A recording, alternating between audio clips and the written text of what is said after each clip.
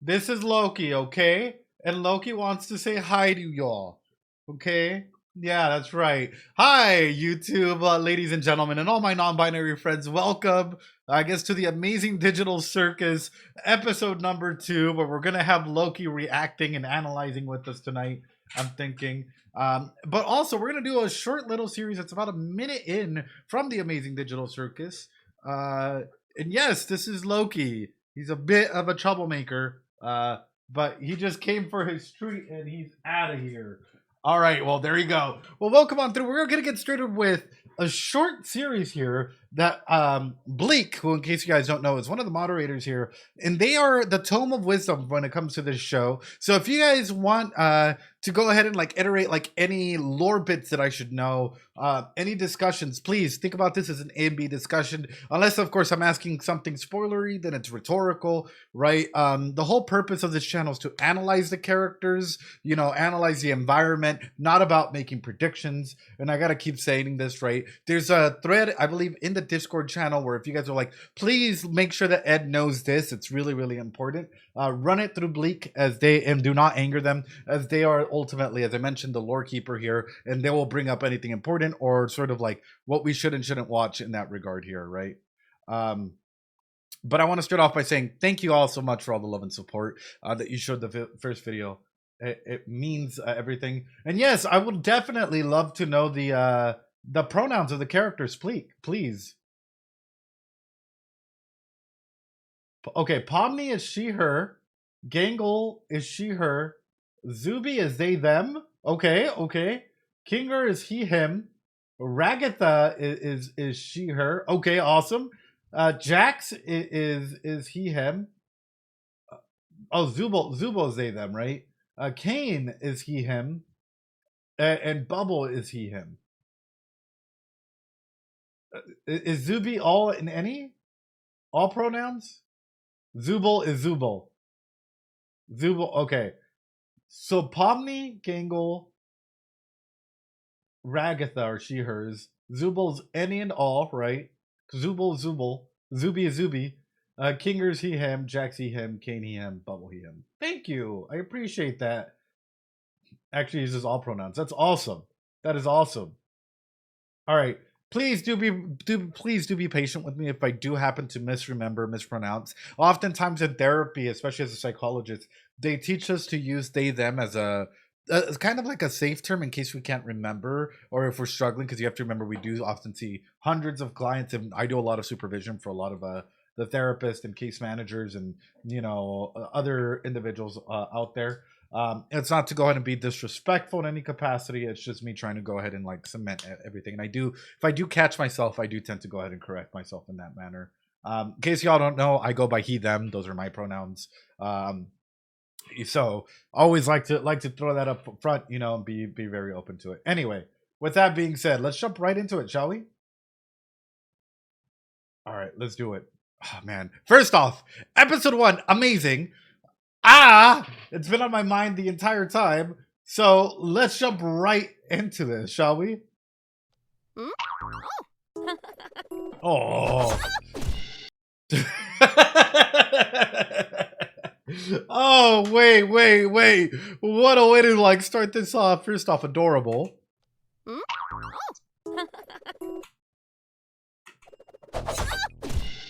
Take a knife in the head, won't you?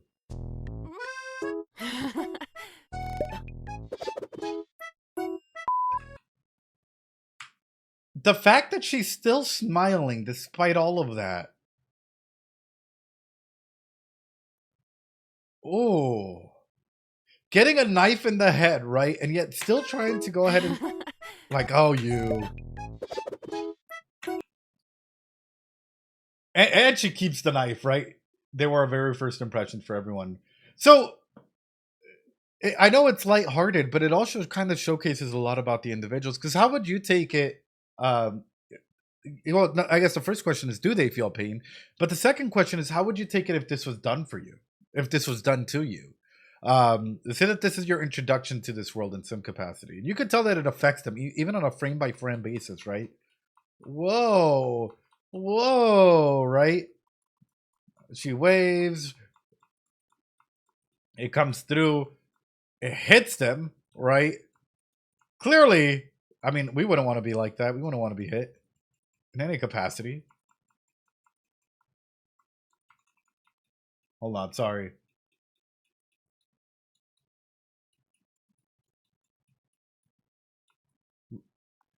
I feel like Ragatha may be wearing a little bit of a mask here, right? That people pleasing mask that comes through from time to time. And if you look at it, it kind of just transitioned into like, okay, hold on, and then the mask comes back on. If you feel pain, yeah, like if you're feeling pain throughout this, with ooh, Ragath is often the one who gets hurt. Ooh, can they die or do they just heal infinitely? Well, there's a lot to go through with it, right? I think they feel pain, but they can actually be injured. I'd either act annoyed or ignore them to not give them a reaction. But through this, for Ragatha to still come through, smile, do her little thing, and then just like look at you this way, it says a lot about the character, and it says a lot about the way that she, like, number one, the environment, the world, others may treat her, and how she tried, like, even though internally she might be feeling pain, even though for a second she might be thinking about a different way of going ahead and reacting, right? uh there's still that second, like maybe just a couple of frames of pause, of pain, of whatnot, before the mask comes right back on. you know that's interesting. I don't know, but if I felt pain, I wouldn't be oof, that'd be torture. Actually, good. Her being a ragdoll and being thrown around, good observation.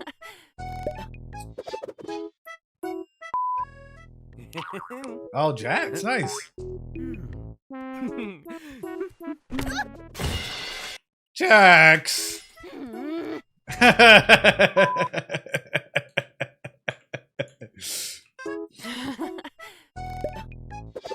Jax.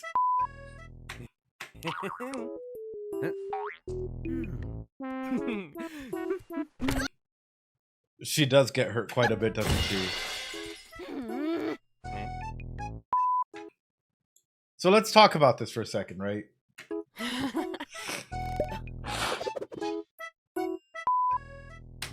For Jax as a character, for this to be his introduction, right? Come through. Is Jax evil? I don't think so. I think that Jax might be a character that at times, as we're seeing here, he'll shoot for attention in some capacity, right? He'll try and make it as easy for themselves, right? He might be a bit silly in some regards. Yeah, she's treated like a rag doll, isn't she? Yeah, she really is. But in some regards, right? Sort of that like, I don't know if okay. Here, I'll ask you guys this question: if you guys were to not anthropomorphize, because that's technically what we're doing with the characters here, bring Jax into the real world, how would they look like? In your opinion, how would Jax look like in the real world?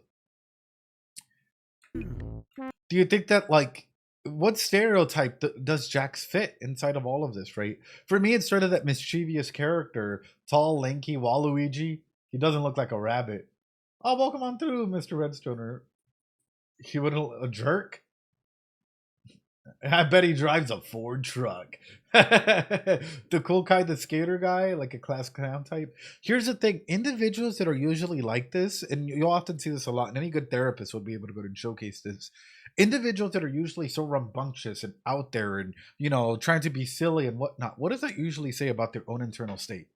At times, and you often hear this from a lot of comedians, a lot of like people that go through comedy or that do comedy usually do it because they've been through a lot of stuff in their life, right?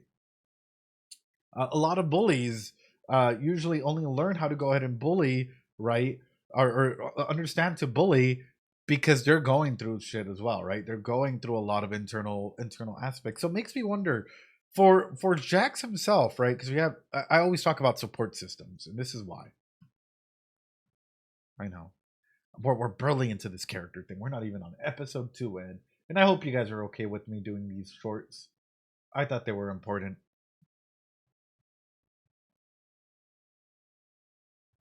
Okay.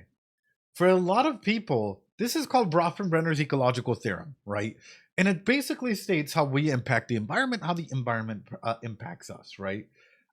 For Jax, it's making me wonder, how does his support system look like? Like when we look at the microsystem, like right outside of Jax, if we were to put Jax in the childlike aspect in here, hold on. If we're to put Jax right in the middle, how does his microsystem look like, right? And more specifically, does he have anyone waiting for him? Like in any capacity? Is there anyone out there that actually cares about Jax? Does he even have one in some capacity? Or is it unhealthy and thus like they're trying to remake themselves like in here? Sing Flower, hi, welcome on in. Appreciate you stopping on by. You know, that's sort of where it comes from. Is you take a look at all of these different aspects, attitudes, ideology, extended family. What happens in this environment? Does he have a good microsystem, exosystem, right? Does he have like people that are waiting for him, once they're out of this circus in any capacity? You know, interesting point. Seems like he's pushing others away on purpose on being a jerk. Well, and that's the thing is, and I'm glad that you're bringing this up because this is all good conversation to have. How would you label his attachment style? To be honest with you, a lot of individuals like this usually aren't secure. For a lot of individuals, they're usually avoidant, right? You'll often see a lot of individuals be either avoidant dismissive or avoidant fearful, where they'll try and downplay the importance of relationships, right? And be like, oh, whatever, it's not important, right? Whatever that may be. And then, like, over a period of time, you have to gain their trust for them to start becoming a lot more trusting, right? Anxious, or even trying to become secure in a relationship. Avoidant dismissive instantly, right? Well, then what about Ragatha? What about Ragatha? Instantly, right? We can go on the opposite ends, anxious. So usually when people are on opposite ends, you think Agatha's avoidant fearful? More dependent on what could be, strongly fears rejection, yeah. Could be anxious avoidant, right? Can be anxious fearful. So the wonderful thing about the attachment styles is you have ambiguous attachment styles, which often includes mixtures of in between anxious dismissive, anxious fearful, right? It could be a little bit of both, right? When you look at this, has low self-esteem, yeah, may strongly fear rejection. I can see that.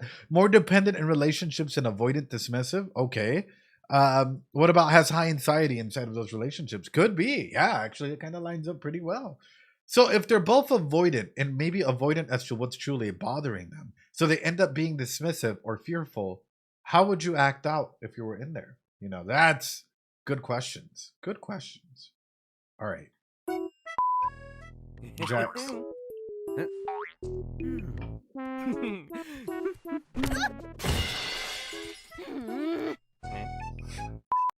Here's the thing. Ragatha, first off, thank you, Gooseworks, and the entire Glitch team for making this available for all streamers and content creators to use and not have to throw a filter on. There will be no filter throughout this entire episode, too. Thank you to everyone that commented that after the 400th comment saying, "What? You don't need a filter." Thank you. I appreciate that.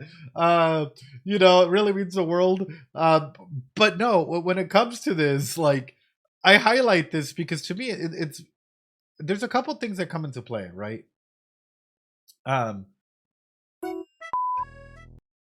Which one of these characters that we've seen, you can even include Kinger and the others, would y'all think would fall into a form of learned helplessness? Oh no, Scarlet. Oh, Evie, no. Which one of these characters do you feel would fall into an area of learned helplessness in some capacity? Gangle? Zuby? Jax?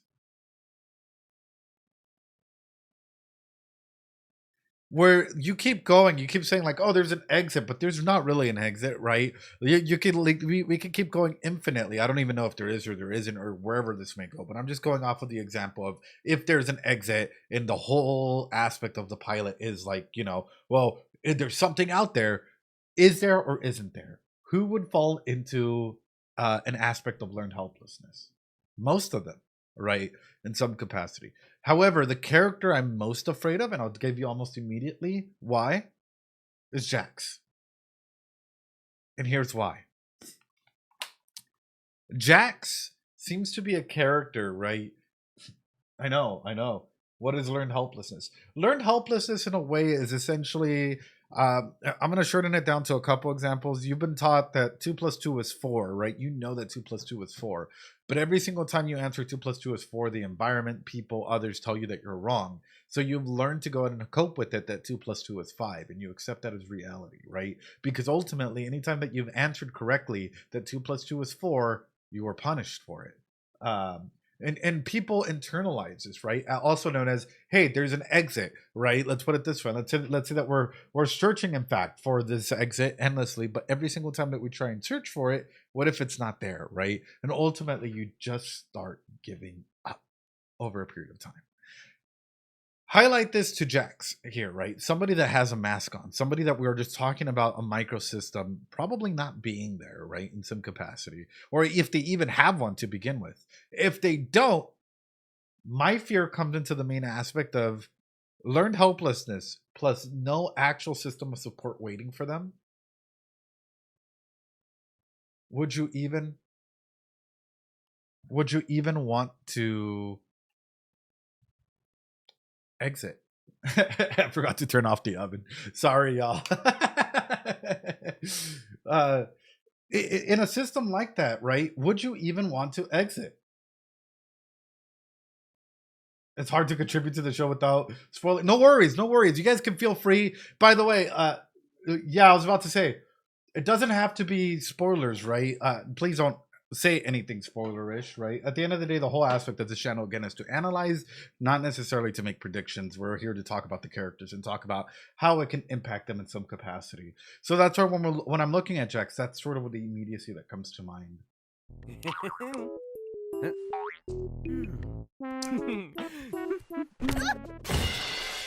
Thank you. Gangle. Oh, isn't this like the perfect example of masking though? Oh. Please stand by.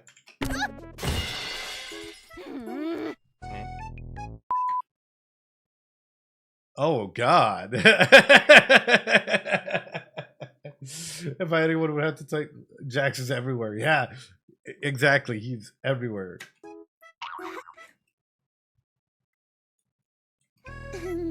Oh.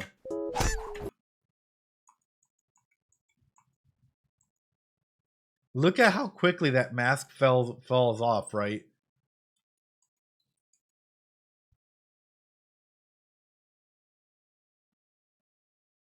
Rather than specifically. Gangle's adorable. Bang. What do we think Jax is trying to establish by doing these things? Here's the thing. Sometimes bad attention is better than no attention. Sometimes even feeling the need, like the need to be wanted or the need to at least have some sort of control, or oh, Jax is coming, right? If you don't have a support system, sometimes even someone remembering you is worth a lot more than anything else. You know, it doesn't even have to be dominance. At times it can be lonely. People at times can go a very variety of ways, right? Number one, lonely people can absolutely exclude themselves and feel like they're not worthy. At the same time, some individuals, especially if they're feeling like lack of control, the aspect of attention really comes into being, you know, where it's like, hey, I'm trying to go ahead and fit in with you. I'm screaming for attention in some way, shape, or form, even by doing some acts like bullying like this, right? Or pushing others, or, you know, little instances like this where it's like, hey, I'm not trying to push you. I just give you a good pat in the back. Oh, the fact that the mask stays on like that though is what you have heard of me. For Gangle here, first off, she's absolutely adorable. But second off,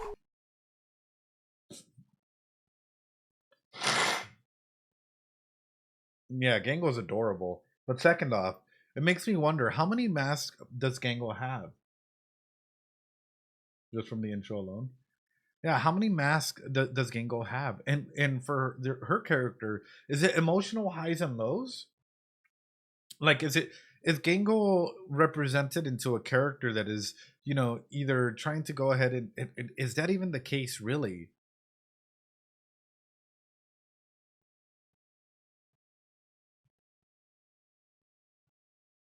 Yeah, or is that the masks that are just being presented to us as individuals that are watching this show? You know, because a lot of people only seem to understand major emotions, happy or sad. And unfortunately, what I can see happening, and I don't know if I'm right or wrong, is people might look at this character like Gangle here, be like, oh, emotional highs and lows. They're either crying all their time or they're happy, and they're probably manic, or, you know, they probably have BPD or borderline personality, you know, and it's like, do they though? Because I'm looking at the character here, and I'm not sure.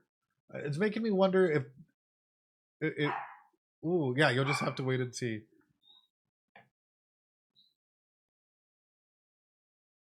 That's interesting. All right, hold on. Oh,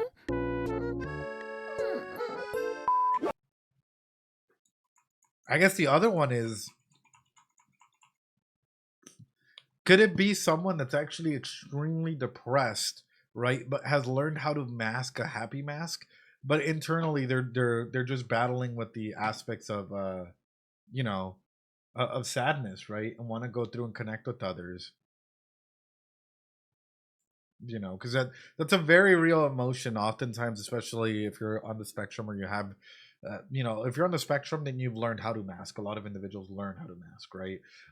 For a lot of individuals that go through extreme anxiety or depression, guess what, they also have to learn how to fit in. And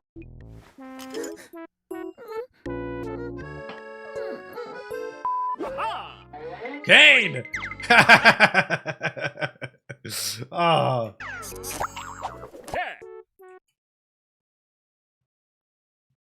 oh, I guess Bubble first. Oh.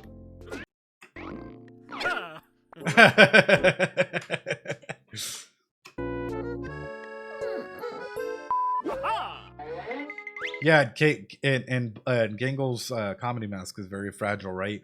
But by that though specifically, isn't a lot of ours?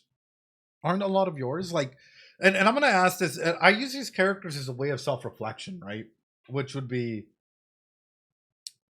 how many of you guys force a mask on yourselves and like it cracks the moment that you get home or the moment that you have time for yourself, that like, you know, you're able to like, you're like, oh my god, like you actually start tearing up, or maybe you're just so sad or so tired that like you're tired of wearing the happy mask, or tired of like having to be over the top and oh my god, right? My mask is made of steel. And for Caine specifically, like I know I mentioned this in the analysis, they really do seem a little over the top, and as though they're playing it as someone that doesn't really understand, not really understand, but is trying their hardest to fit in with other people, you know.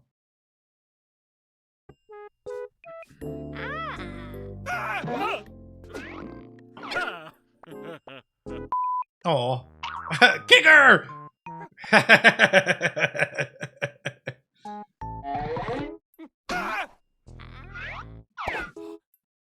Ah, kicker!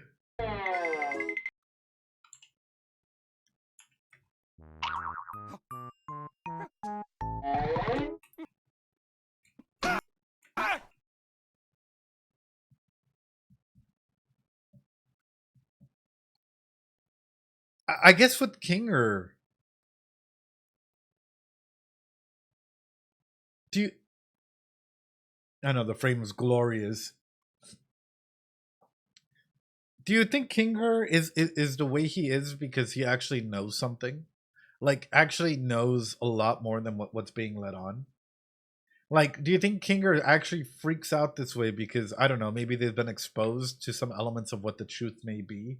Uh his attachment style, anxious attachment. Yeah, so Achu, welcome on through. It is so good. The Kinger's so cute, says the best thing. Yeah, no, the horrors are too great.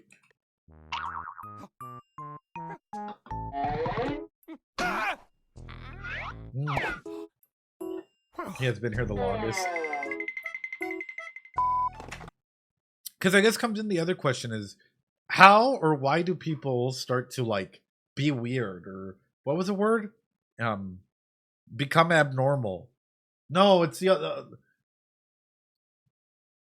He would make King. Abstract, yes. Why do you think, like, how or why do you think people start to abstract, right? Bubble smile starts to freak me out. Yeah. Yeah. Yeah.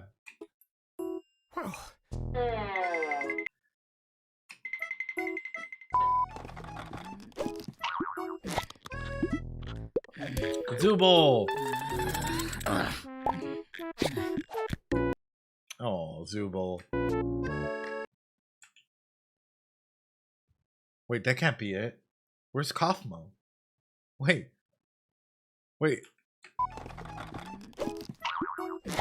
For Zubul, I think this says quite a bit about them, yes?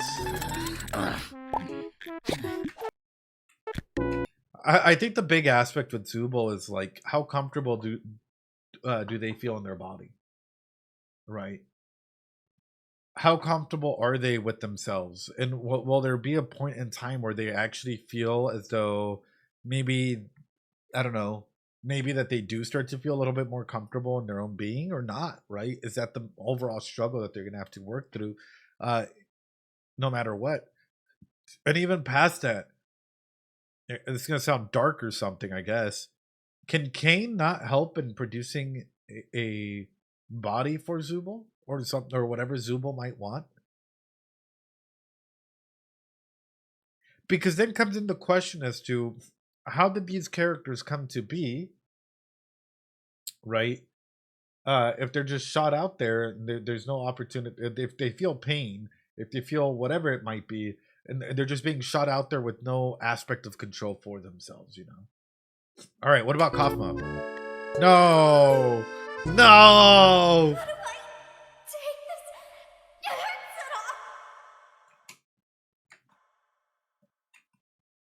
at No, all. Pomni, where's Kaufmo? Kaufmo! I know, Kaufmo's not mentioned. Kaufmo's not mentioned. Oh, okay, hold on. Bleak has sent me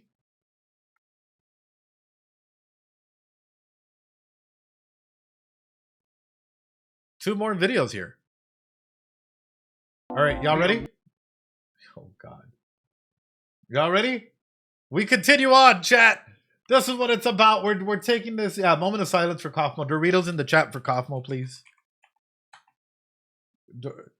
Trying to find or learning how to be happy in the circus. I think it's a false equivalence, Curious. I think at the end of the day, like, you have to find, like, if there's no exit, you have to find some sort of peace within it. But then, how would you feel knowing that there is no exit, right? If that's what's driving people, the exit, and you can't find it. All right, here we go. Y'all ready? Let's go on to the next short video here before episode 2. The Amazing Digital Circus will be right back on Glitch Productions. Oh. Hey, everybody! Do you want to join the Amazing Digital Circus? Yes! Wait, what? Kinger says yes? You want to join the Amazing Digital Circus? Yes! Add a context clip. Oh no! Oh no! You want to join the Amazing Digital Circus? Yes! Well, we're not accepting applications at the time. Oh. With this brand new state-of-the-art Pudgy Jacks plushie, the Amazing Digital Circus can join the U. Oh. Oh. Face first, Caine. This adventure. Plushies will not talk unless haunted. Oh. You got a weird art style compared to your other ones. It's photorealistic, Jax. And look, your best friend Pomni is here too to lend her iconic smile. Oh no.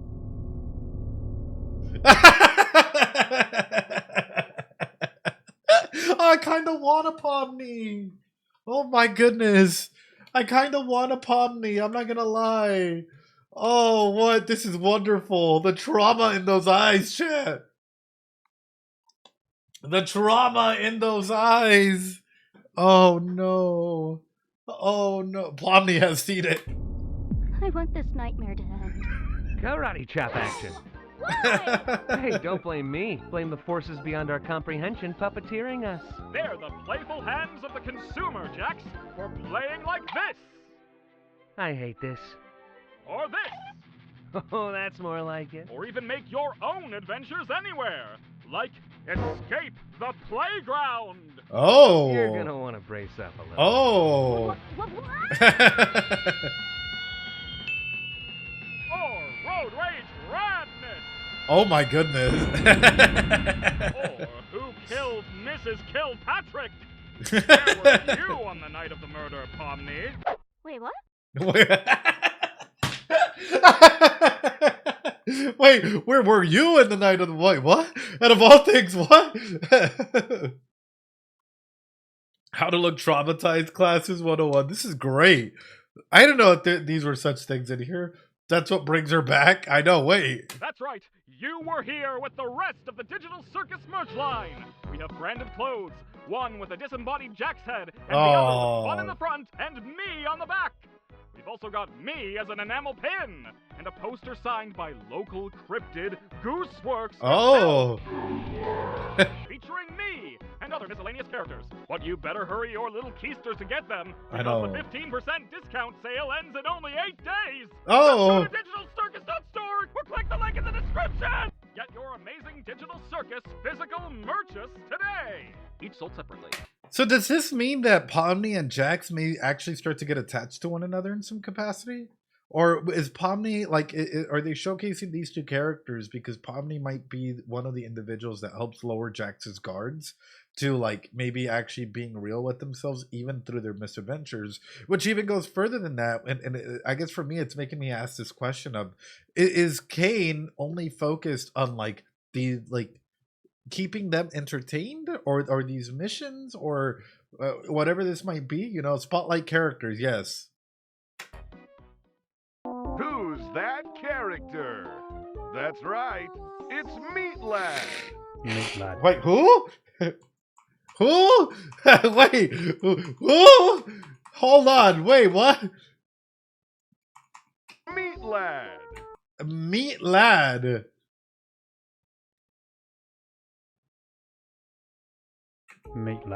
Meat lad. The amazing Are they Digital actually Circus. like in the show? Hold on. Circus physical merches today. Obviously that's Meat Lad. Who's that character? That's right, it's Meat Lad. Imagine they actually show up in the circus and they're extremely important. Oh god. Meat Lad. All right, and this other one's okay too, right? All right, here we go. It's a 3-minute one, chat. I'm sorry. We're going through this. Oh, here we go. We're going through this because my my mods have said that they're important before we start episode 2. So that's what we're doing. We're taking apart. I love little merch videos like this. Really reminds me of like the Spamton sweepstakes, you know, with the the Spamton ads, you know. Yeah, Meat Lad will help escape the digital circus. Exactly. All right, here we go.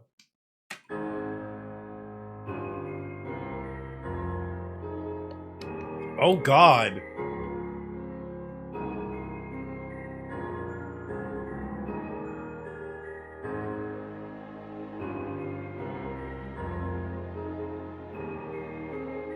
Hey,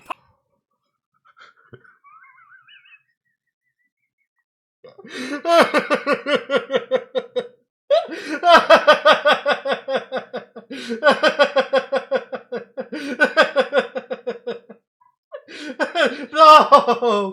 What the? No! No, that absolutely terrified me here. Hold on. Hold on. What the fuck? And you know what the fuck? No, why? Why? Oh, here we go. Sorry. God. Oh, okay, here we go.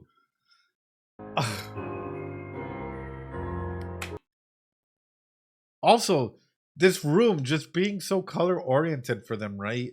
It really feels very heavy. Like the curtains, the mirror, right? Kind of only getting to see yourself in this regard. the blocks that seem kind of childish in a way. Is this actually Pomni's room?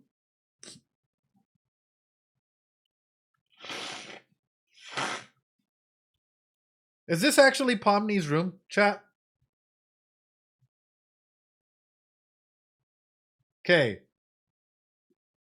So if this is Pomni's room, is this room for a healthy mindset, or in a way an unhealthy mindset? What do you think? Like, do you think that this room would actually like help you relax, or would you feel like kind of stressed out, infantilized? Yeah, exactly. With the toys, can you even sleep in this room? I mean, I don't even think that they need any. For me, I'm looking at this room and I think that this is kind of a childish room. And I think for someone that's trying to find the exit, right? Uh in in a big way, I'm not sure if maybe designing this in a way was designed with the whole aspect of making fun. Yeah, if they can't even sleep, then what's the point?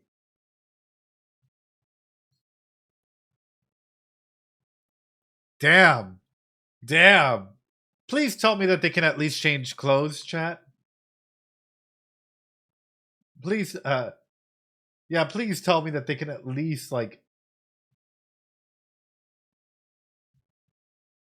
because damn, I'm like, this looks like quite a lot, actually. Anyway.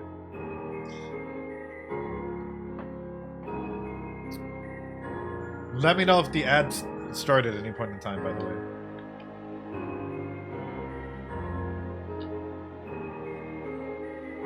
Hey, Pomni!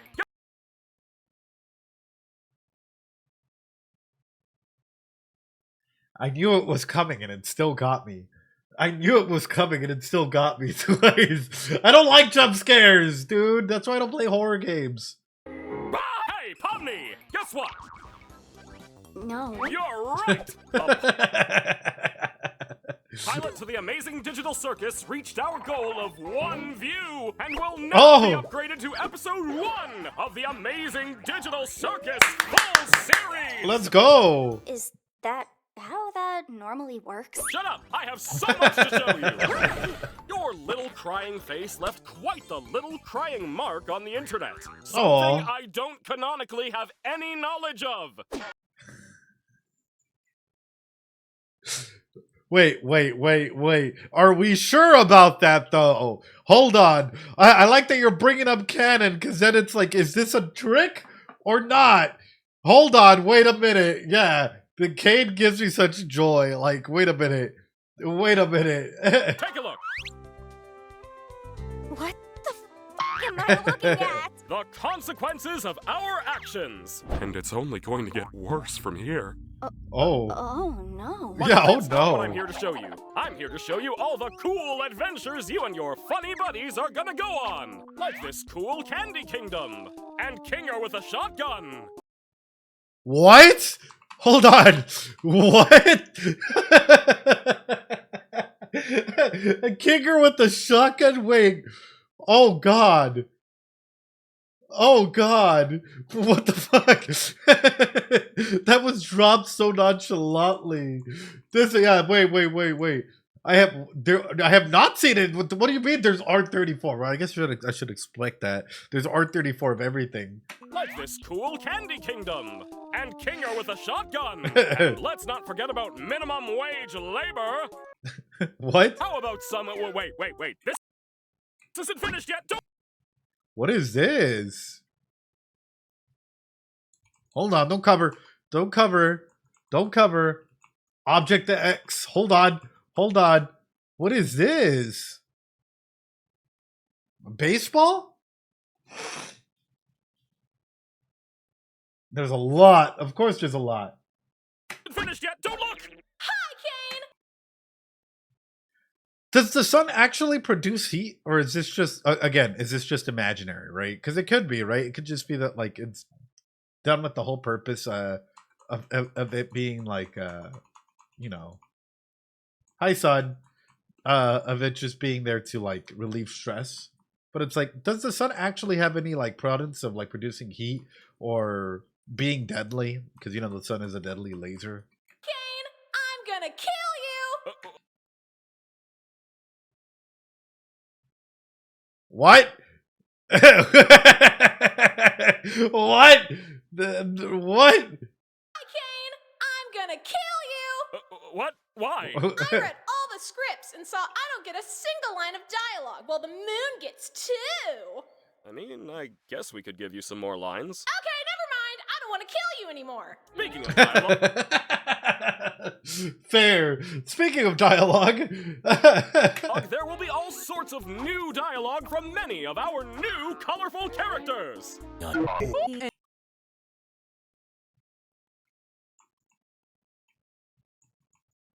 Wait, but are these actual people?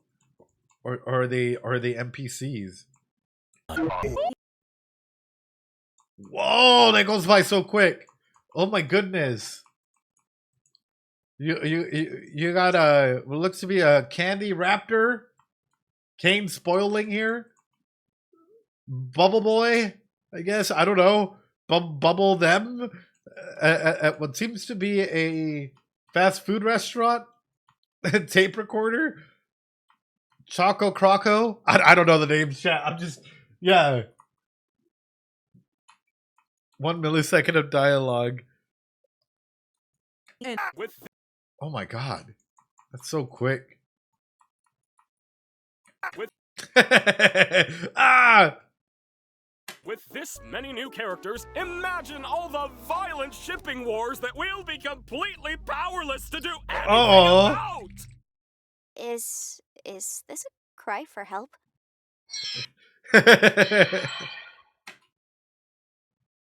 I see. I lucked out for a second. What happened? How can we...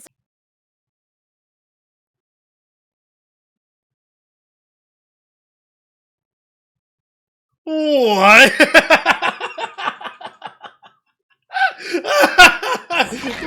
What the? What? Oh. Oh. What? How can we support the production of this cool new show? Great question, Pomni. All merch sales go right back into funding the show and Oh, allow us that's to do bigger awesome. and crazier things. Wowee! I'd become a pen if it meant getting sold to fund more wacky adventures. Like I love stuff like this. I absolutely love stuff like this. The fact that like they're able to go to capitalize on the merch ideas like this and jump into this is wonderful in of itself, right? Like that's awesome. That is absolutely awesome. Are fun facts allowed? Sure, just run them through the team there. I need a bubble pen. Dude, I need that Pomni plushie. That Pomni plushie looks absolutely adorable. this All right, hold on. We're gonna finish this up here. bubble pin Yeah. and this Pomni pin. Oh, Pomni pin. Forget about this. Me plushie. What the heck? Oh no. Me plushie. Hold on. This me plushie. Also available. Who are the main characters of this show? Is it Pomni and Caine? Or is it like it's definitely gonna be Pomni, right? Is it just Pomni? Like or is there like Pomni presumably? That's what I believe, right? Is like okay at the moment we definitely know it's Pomni and we have like the gang of supporting characters at the moment. Or is it everyone, right? Because ultimately as I know we get introduced to Pomni at the same time as everybody else, but like where does that come through, right? With this many new characters, imagine all the violent shipping wars that we'll be completely powerless to do anything about! Is... And I'm assuming that like the community, by the way, hi Reddit or wherever this goes up, I don't know. I'm assuming that people have like ships for these individuals in rooms and cast without warning. Yeah, you don't really get much privacy. Exactly your local communist, and that's actually something I haven't noted as well, which is What privacy do you have if Caine can just appear like this out of nowhere, right? And what does that do for you, right? Is this a cry for help? I see. I blacked out for a second. What happened? You... Can we support the production of this cool new show? Great question, Pomni. All merch sales go right Great back question, into funding the Pomni. show and allow us to do bigger and crazier things. Wowee! I'd become a pin if it meant getting sold to fund more wacky adventures. Like this bow pin. And this Pomni pin. And we can't forget about this me plushie. This also me. available is this cool shirt and digital circus sticker sheet. Plus a limited edition. Hold on, back it up.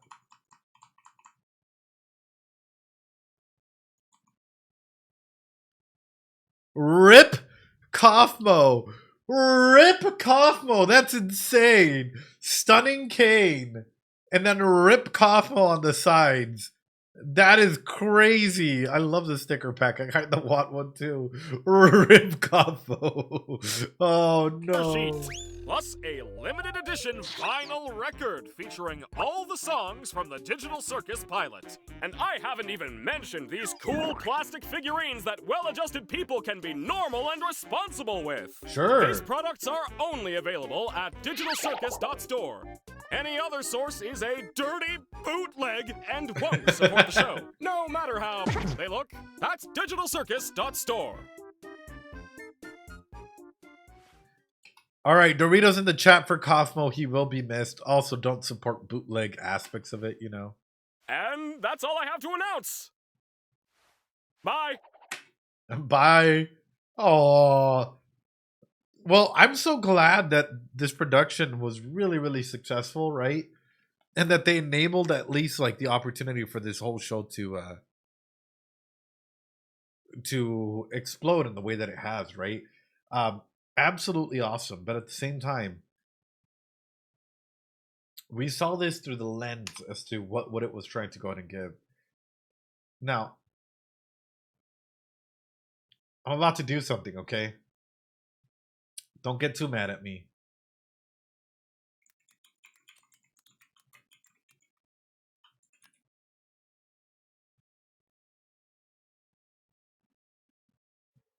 Don't get too mad at me, okay? I just want to change our perspective a second here.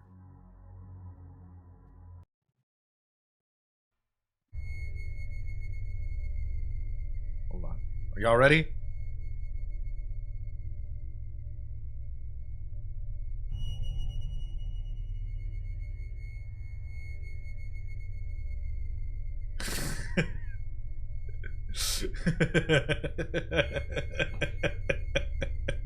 I just want to change your perspective from the happy-go-lucky music that's usually in the show, right?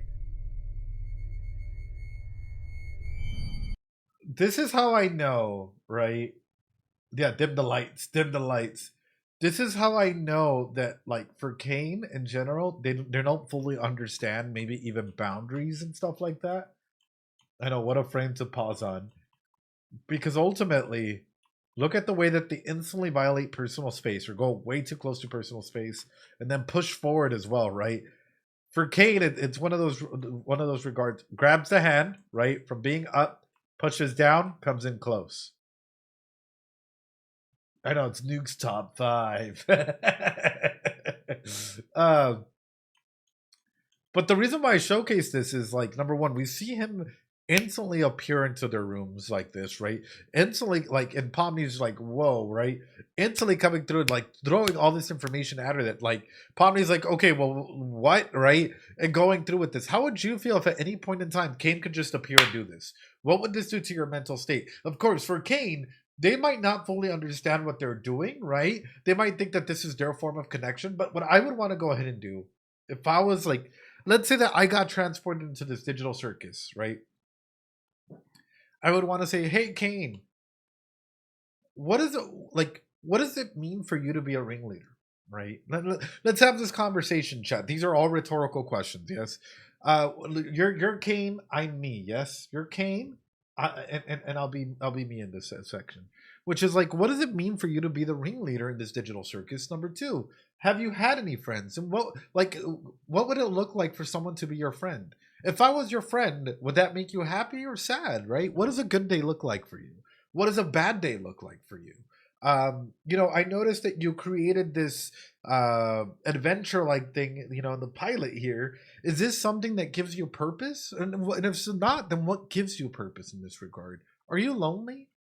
And what do you like to do? I know you like, it looks like you pay a lot of attention to us, but I want to flip the script and pay more of attention to you and ask you, what do you want to do? Where do you see yourself going?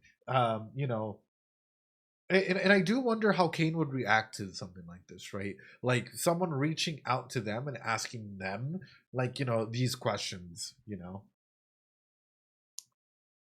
But that kind of talk is not entertaining. I know, for some people. For some people. Anyway. Little crying. Let me go ahead and get rid of the creepy music because I don't want that to haunt me tonight. All right. Well, I guess that takes care of that. Are you guys ready? The amazing digital circus. Is there anything else, Bleak, before we continue? I think you'd love it. Yes. Alrighty.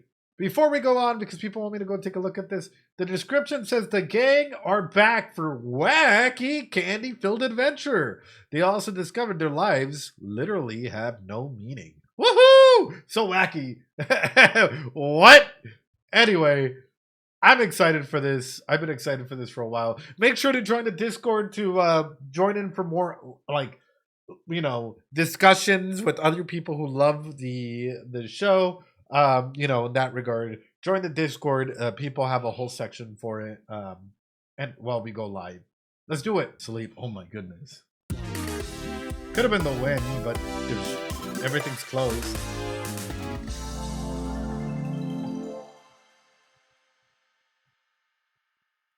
Welcome to the amazing digital circus! Pomni? Pomni. Pomni. Pomni. Pomni. Pomni. Ooh.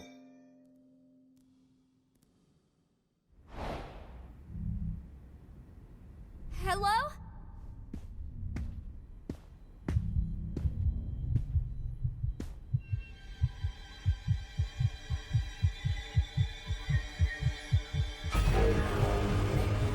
No! Caine! Somebody help me! Please! Oh.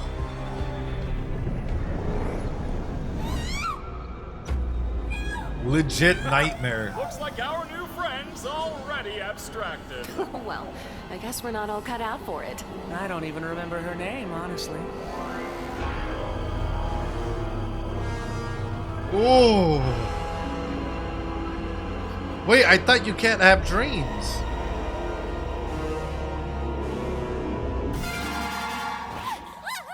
Wait, I thought you can't have dreams. Wait. Does that mean that they can still have nightmares? Hold on. Wait a minute. That wasn't even ever said. Oh, I just had this belief that they don't have to sleep, but they still can. So they are sleep. You can sleep, but you don't have to. They can sleep. They just don't need to. They said you don't need to sleep. Oh, shit. This changes everything, chat. Here's the thing. If you're not sleeping, let's put it this way, right? I know you don't need to sleep or feel the need to sleep. What does that do to your body, biologically speaking, or like, you know, if you're not sleeping or eating or even following routines like that, it ends up affecting you, right? And in a rate like this, I wouldn't be surprised if, like, the longer that you go without sleep, the faster it is for you to start abstracting, because there's no recovery time that you're allowing your body to go through. Even past that, right? The fact that, like, Pomni's having a nightmare about this, that's quite a bit. You stop feeling human, right? You stop feeling human. You can start feeling a little bit more paranoid. The mind might need it, but the body doesn't. Exactly. But look, even looking at all this, right? I don't know. This can be a lot real quickly. And it's making me wonder, how does everyone else's rooms look like?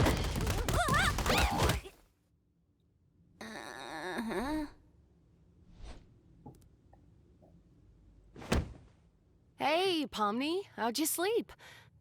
Are you still sleeping? Oh, Oh. Oh, Ragatha practicing outside how to interact with her. Ah. Ah. I know, I love Ragatha. I'll let you get back to it if you are. There she is. Hope you're doing all right. I know yesterday was a Oh. bit of a doozy. A doozy. Oh, and don't worry about the whole abandoning me for the exit thing. It's perfectly understandable what you were going through at the time. Ragatha. Ragatha.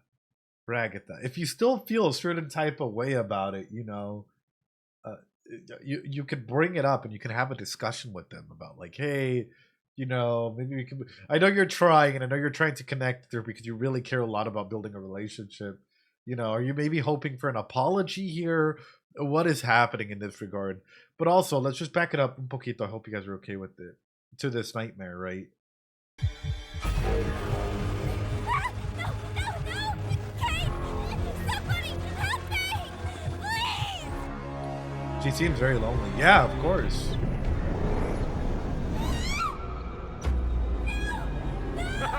Looks like our new friend's already abstracted.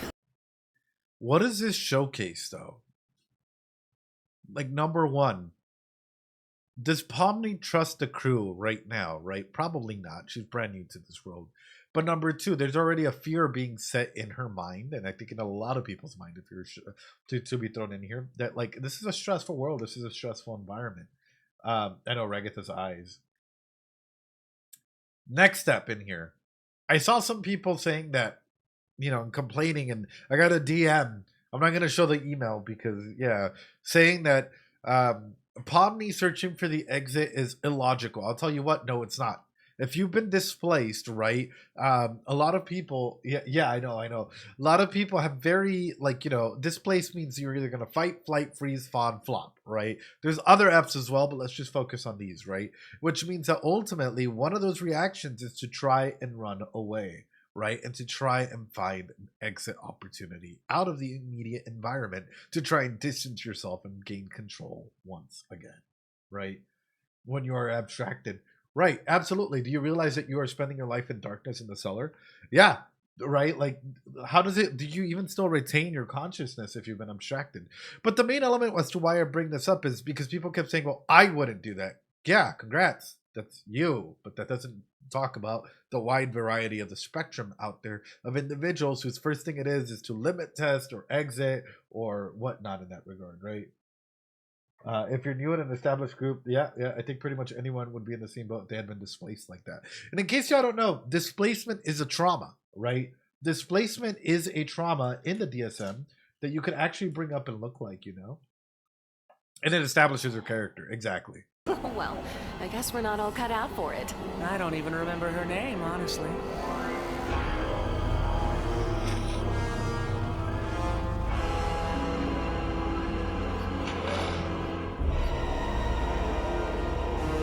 Damn. The light going out. Yeah, I'd be freaking out too.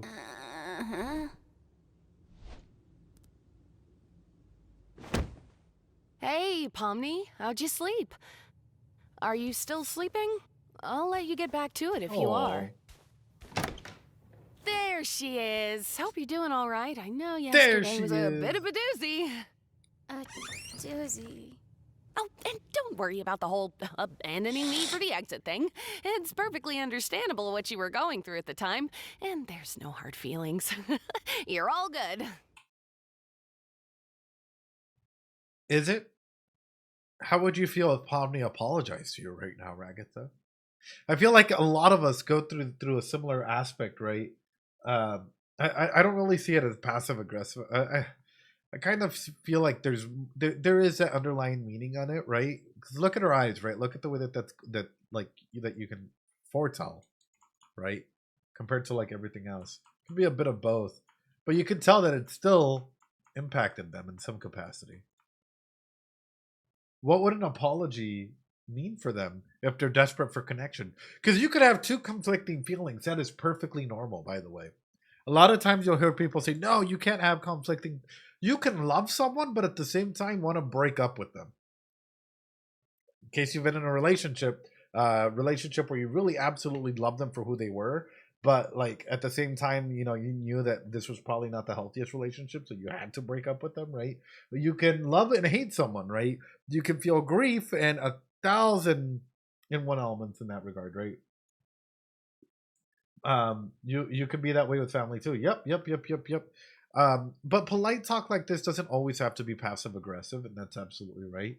But it can showcase a lot of like the yearn for connection, right? Or the yearn for establishing something or establishing a baseline for support. But that's got to be both ways, right? Where it's like Raggeth has got to bring it up as well as a conversation. You can't just expect others to be open to the idea of connecting. Anyway, sorry. Huh? Well, let's forget about all Oh. that. Caine's got a new adventure today, and judging by what he's been teasing, it seems like it's gonna be a fun one. Today's adventure is Candy Carrier Chaos! That's right, the Candy Canyon Kingdom's been robbed of their most valuable resource, maple syrup! Oh It's up to you to no! bring the rotten bandits who stole it to sweet, buttery justice! An entire kingdom of candy. Sounds Wow. sticky. Very sticky indeed. Sounds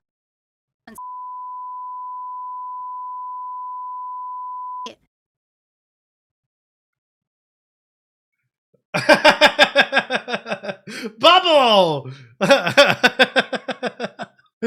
Bubble!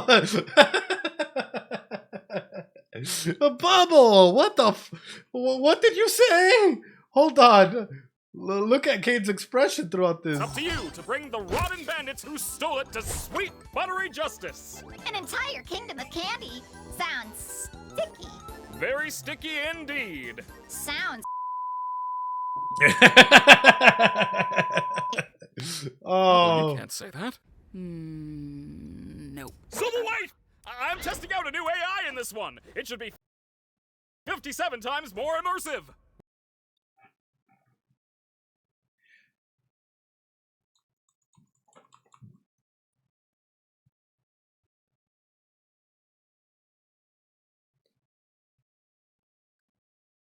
Is Caine okay? Caine's not an NPC and Caine is not a human, right? Is Caine an AI? Bubble is voiced by Goose as well. Oh, Chat GPT much, Caine? Goosework said in a Q&A that he's an AI, but she also said that she sometimes lies in Q&A, so no one actually knows. Rhetorical. He's evolving. As an AI in charge of other AIs, or maybe, well, could be. Yeah, I think so. Or is it more so that like they're an individual, right? Maybe a baseline neural support to try and learn what it's like to be there for others. Because my main regard with this is why establish it? I'm trying to conceptualize this world. A circus. Hold on. I'm about to drive some people wild.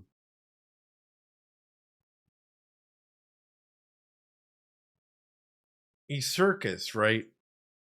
He's always trying to care things for others. Let's take this. Let's take this in. Some AIs do have the kind of disconnect when it comes to acting human. Yeah, and that's sort of where my mind is going to as well, right? The over the top acting as well, right? Not over the top, but like trying to go ahead and cope with the being overly strong in their emotions and stuff like that. But specifically, it brings up this for me. Where is he at? Is my world safe? Can I do things by myself for others? Am I good or bad? How can I be good? Who am I and where am I going? Am I loved and wanted? Will I provide something of real value? Have I lived a full life? These are developmental cycle stages that all beings, right, usually go to. Human beings at the moment are the ones that go through these developmental stages, right?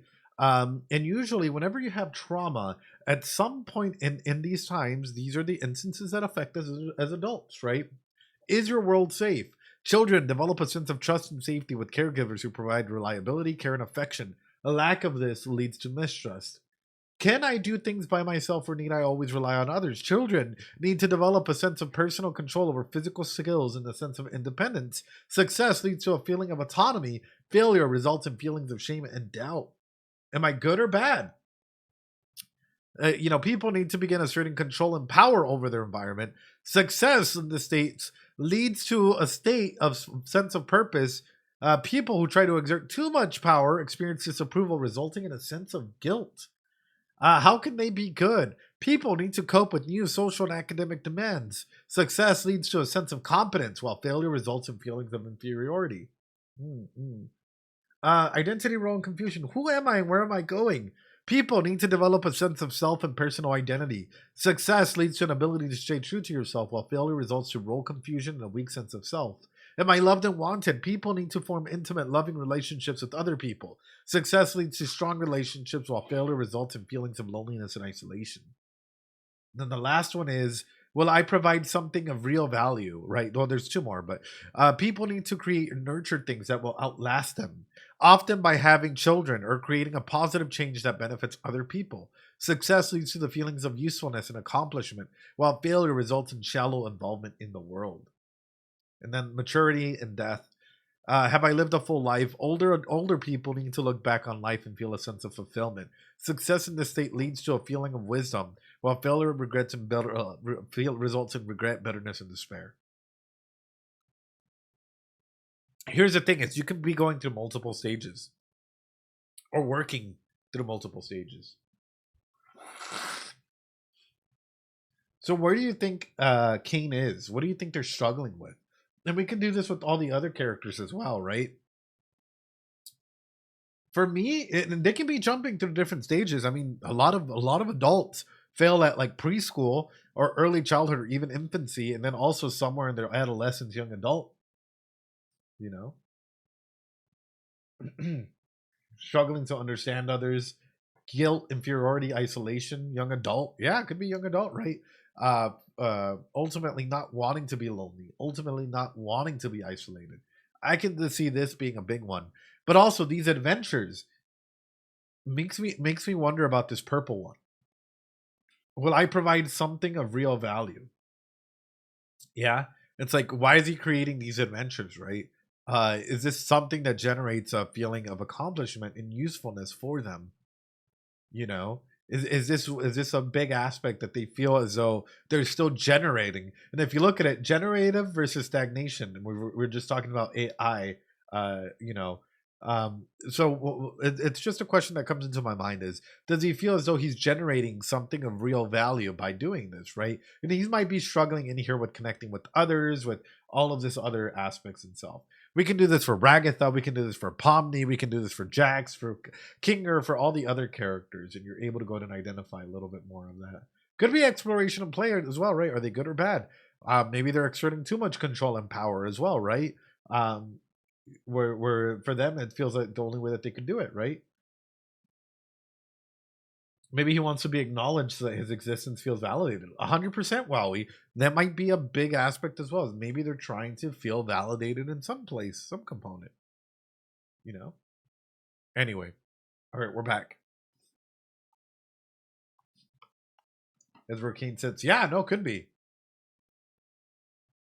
Ooh, a new AI. You don't want to mess with the new AI, Zuby? Yeah, no. Well, sounds fun. What do you think, Pomni? So, our entire existence here is just LARPing? Well... Why are you all just standing there? The Candy Kingdom needs you now! You see how they didn't really even get a choice, right? It just instantly gets pushed in there to start the adventure because Caine wants to feel useful, right? Wants to feel needed. And ultimately, Pomni was bringing up and questioning this, which would lead to a sense of disapproval. Is that a bad thing? No. I mean, people are people, and I've seen this a lot in a lot of individuals, right? Zuby got a choice and left, right? Doesn't give him a chance to reject them. Exactly. But how many of you have been this way, right? I know, and Gango got her happy mask back. How many of you have been this way? Where maybe you were a little too overexcited about something, and maybe you just dragged along your friends onto your own adventure, your own thing, because you thought it was probably for the best. I'll be honest, yeah. There's been some times where I'm like, hey, we really got to do this. We're jamming to do this, and kind of pushing it forward. Yeah, it happens. Ugh. LARPing. Well, Why are you all just standing there? The candy The can't canyon. you now.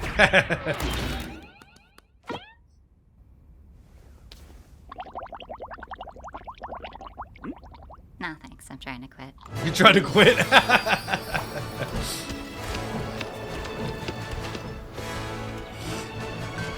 Oh, wow. Look at all the NPCs. Woo!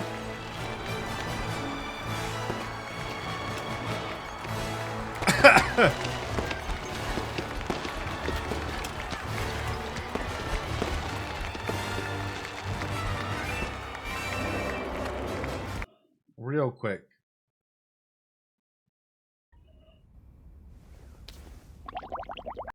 I mean, Caine's not smoking. He's just blowing bubbles.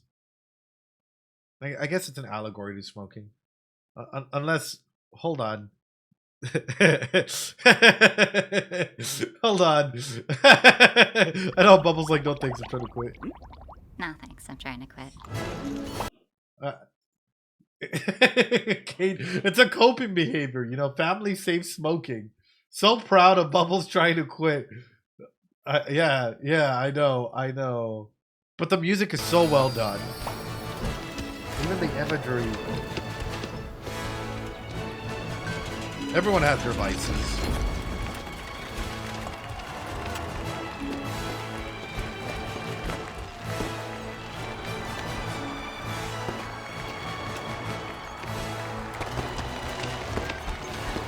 Oh my god, look at all these NPCs.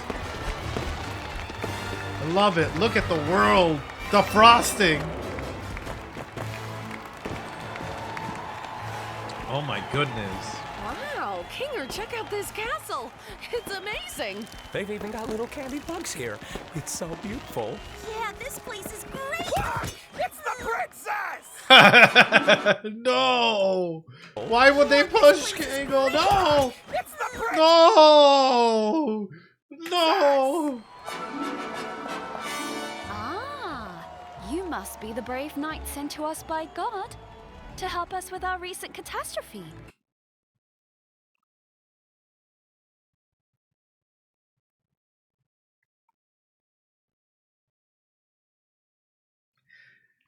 Do you think that maybe this is... Yeah, oh my god. Yeah, I know.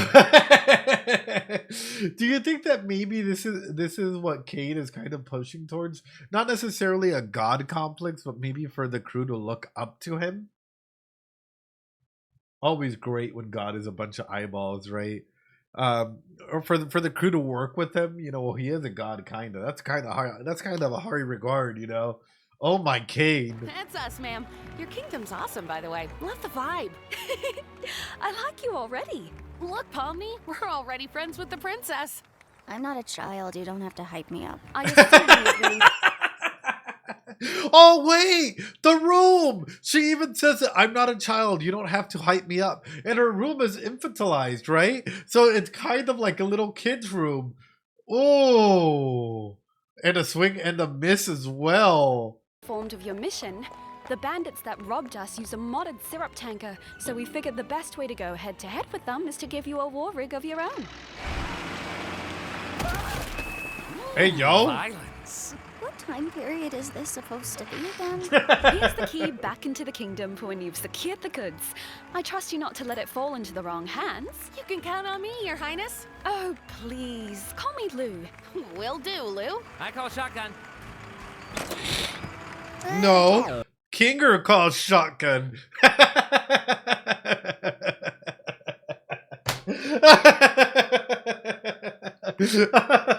oh, good. Is that the? Oh, dude, even the small videos help set up some amazing jokes in that. Oh God, is that the horn? Oh, that sucks. Gangle, you drive. Farewell, good knights. I have every faith in you. Oh.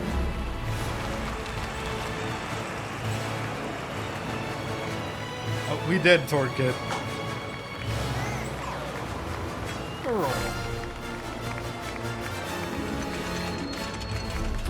This is golden. This is absolutely great. But it makes me wonder, right? How big of a crew does Glitch Productions have, or Gooseworks have, for this entire series? Like, how many people are a part of the crew to build out this world? It's awesome. Do you think your mum's gonna pull through if we get all this back to the village? I'm sure she will. This much syrup would save hundreds of people. We won't know for sure until we get back to the village. She's a fighter, though. She taught me everything I know. Oh, okay, damn. Oi! Don't get too comfy, lads. Looks like they've sent someone after us. Oh, here we go. Candy All right, gators. Gangle. When we catch up to them, I'll jump over, crawl inside, and shoot them repeatedly until they're unrecognizable. Oh. I feel like that violates some kind of convention. You're violating my ears with your clapback. Get driving, driver. So, Pomni, I'm sure there's some way you could help out here. Maybe when we catch up to them, we could... Gotta be assertive. Like this. Hey, yo. Jax! Oh. That's perfect. Just hold that pose. I gotta get something. Jax, you... You know, I swear there was some kind of bazooka back here, but I'm having such trouble finding Oh my it. god, her arms, yeah. Here it is. What did he throw at her? Finding it. Pomni. Oh, lifeguard. Here it is. Little life All right, thing. Pomni, you just stay like that, and I'll cross over. Oh no, very helpful, Kicker. Thank you. Nice going, Pomni. Now I have no bridge. Aha! Gotcha! Gotcha. The arms aren't long enough. Oh no!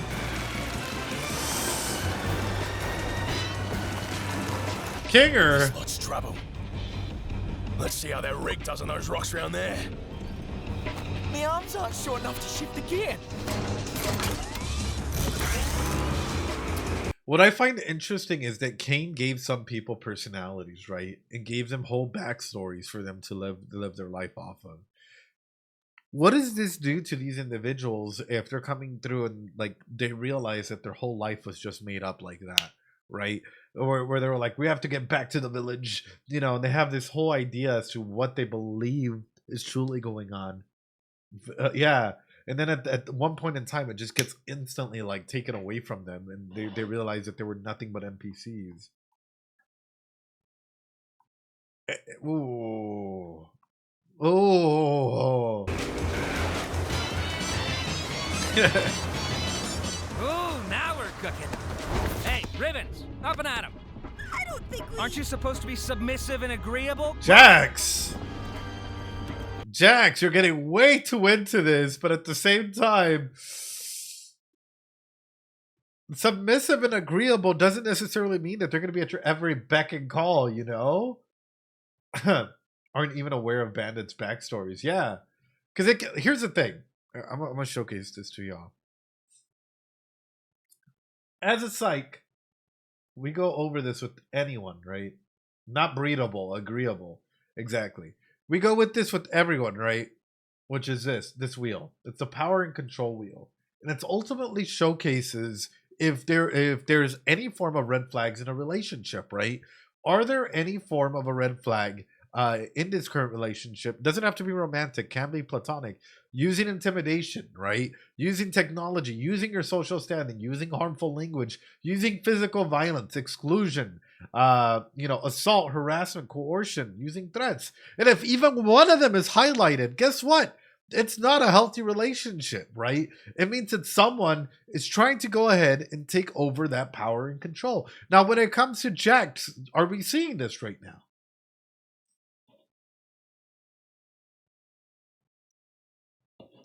Are we seeing this right now, chat?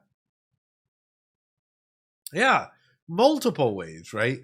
But again, right, these flags can be up, and this is where we have to talk about it, which is ultimately, why are they doing this? And then why did they normalize this behavior?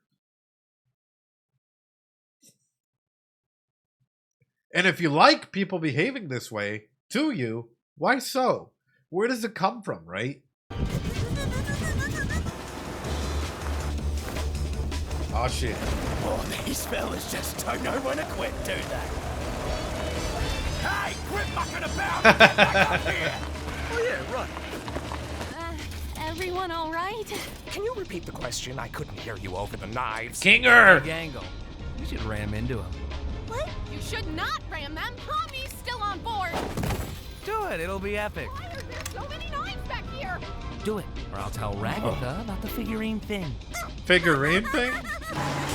Oh no! Intimidation again, right? Threatening. Jack's really using a power over blackmail. Yeah. Yeah, threatening blackmail, right? Instantly coming on through. The figurine thing. These guys are whack jobs. Let's give him some of this. Ooh. Oh, no more ramming? Guess I have to tell Ragatha about the thing now. Oh, he's still up here. Pomni, take this! Oh, I guess we're going down. Is that rope attached to anything? I don't know. Let me check.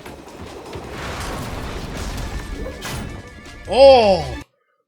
Oh no! Oh no! Thank you, Kinger. But Ragatha getting stabbed right in the chest. Oh.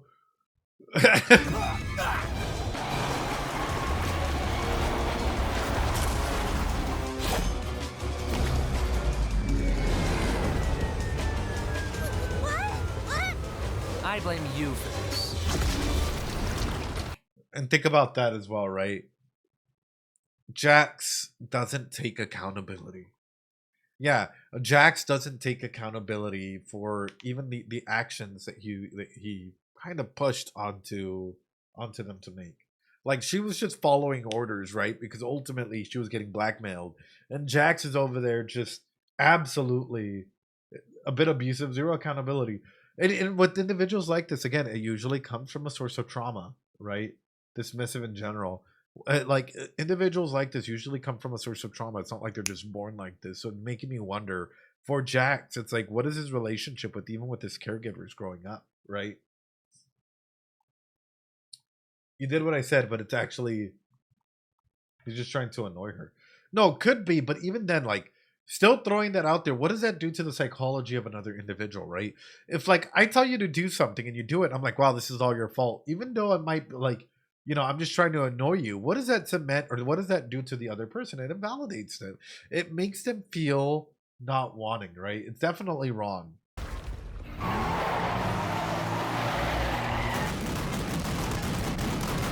Oh, God.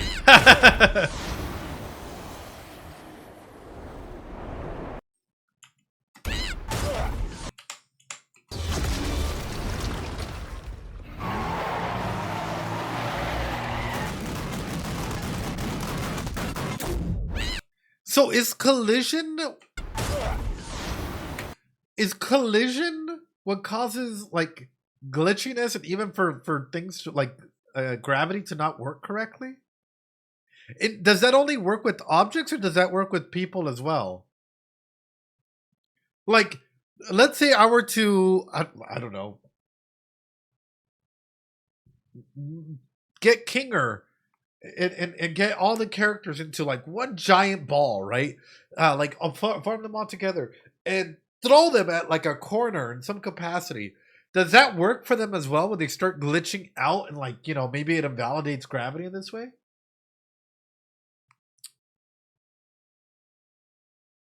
Again, for another, we saw that with the cube. Yeah, that's where it's all coming together, where I'm like, wait a minute. How does this all, like, could you use this towards your advantage? Sorry.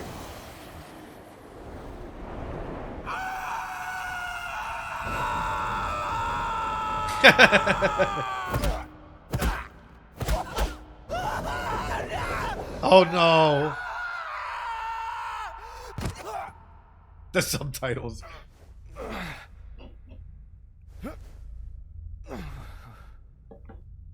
What?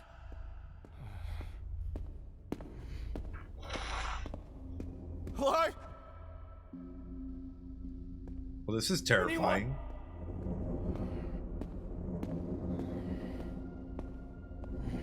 Interesting that it's looks like a chessboard here. Hey yo.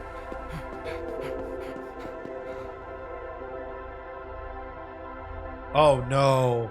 Oh no. Oh no.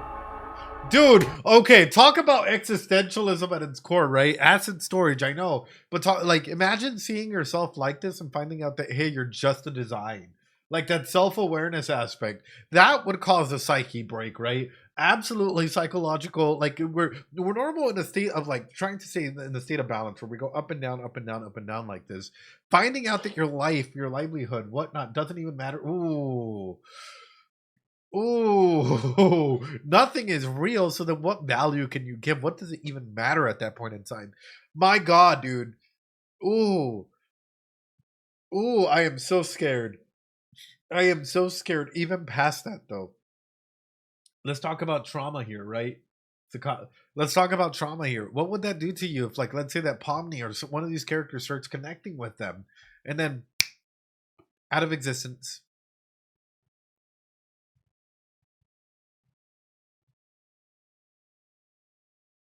Yeah, they're NPCs, but this is horrifying, dude. They're NPCs, I guess, but like to what point, right?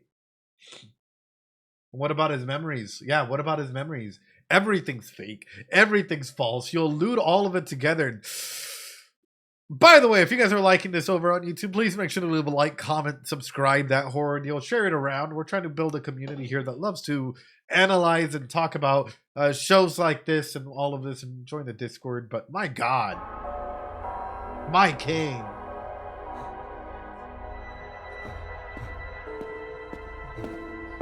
Oh no.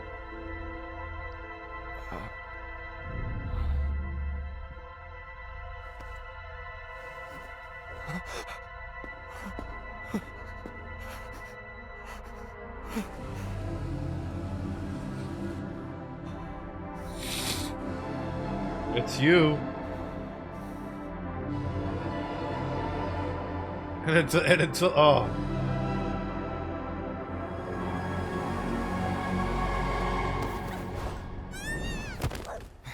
Pomni! Huh?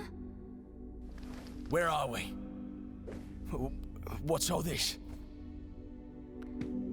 I don't know. We're somewhere under the map, I think. I knew that the show would get dark, but I didn't expect it to actually start exploring these themes like this in episode 2. This is crazy. This is crazy. Episode 1 had already had some dark themes, but I did not expect the show to just fucking drop us like way underneath for wow. Map.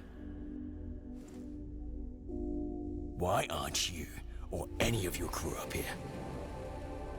I'm not sure. Because we're not NPCs?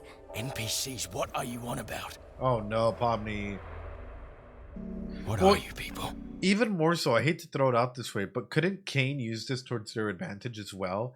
Where they control vast like aspect or assets of NPCs that are all just T-posing, right? But make one of them so believable that the crew believes that they're not actually an NPC and that they're actually people, to gain their trust and find out more about them and whatever. If they wanted to know more or get more information out of the crew, they could legitimately use any NPC character and like put them in with their own memories or any capacity, right? 57 times more and more immersive. Yeah. But like, look, you have these dolls over here, right?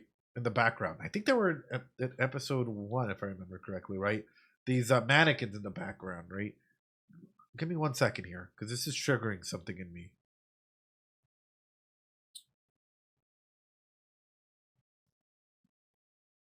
Apologies, hold on.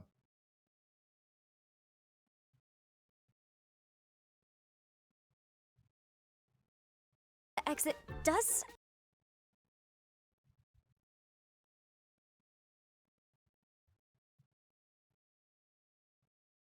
To realize that We have a character back here as well. Which are, I guess they're just NPC holders, right? In some capacity. you really can't leave, and constantly chasing an unattainable goal will start driving you a bit crazy. Like blank characters. Yes, like blank character spots is essentially what I'm getting at. It's like, couldn't Caine or others, right, use these NPC characters towards your advantage in some capacity? I don't know. I'm just thinking in the way of, like, you know, what would I, like, if I was in Caine's shoes, what would I try and use these characters for to try and establish more... There was an alligator portrait too. Oh, was there? Oh. What am I? Where's Mum? Yes. You have a mom? Shouldn't she be here with everyone else? Oh. I can't even remember her face. Oh. Did she ever have a face?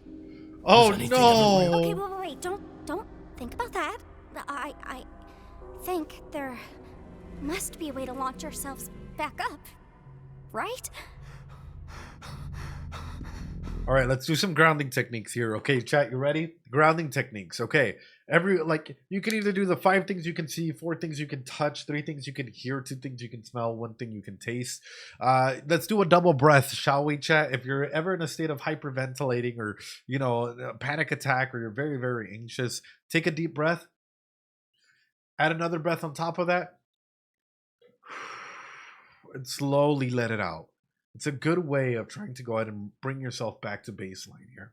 You know, there are other things as well, as like planting your feet firmly on the ground, you know, breathing in deeply at least once and slowly letting it out as a way to go ahead and control your breath in that.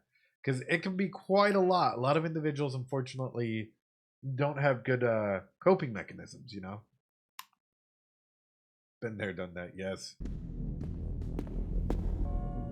I want you to tell me exactly what I am. Oh no. Oh no. Wait, can NPCs abstract?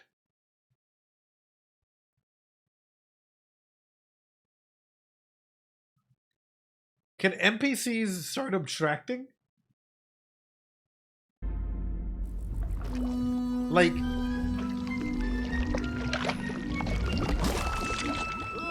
Is everybody okay? No. Oh, man.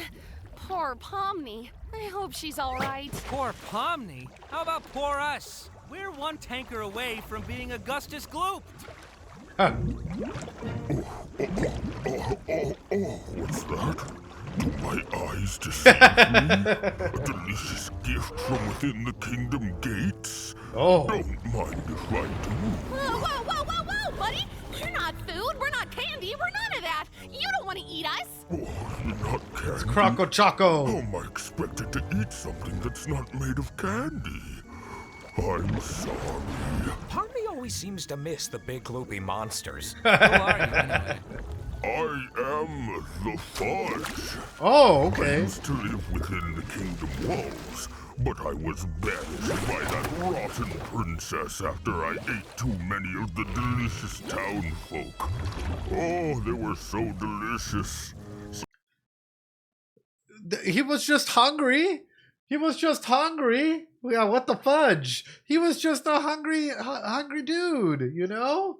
Poor Fudge, you know? Sometimes I can hear them calling to me. Oh, God. Oh, God.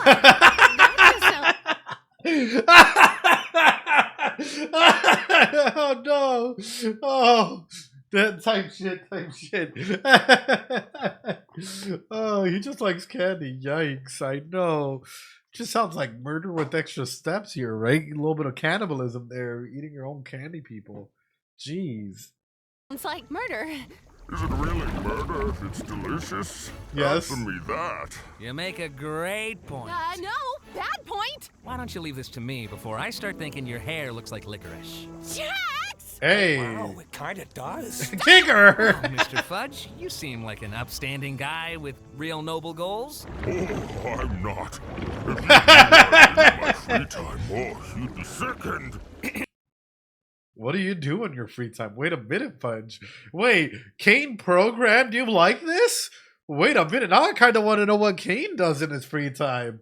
As I was saying, I happen to know a way into the kingdom walls.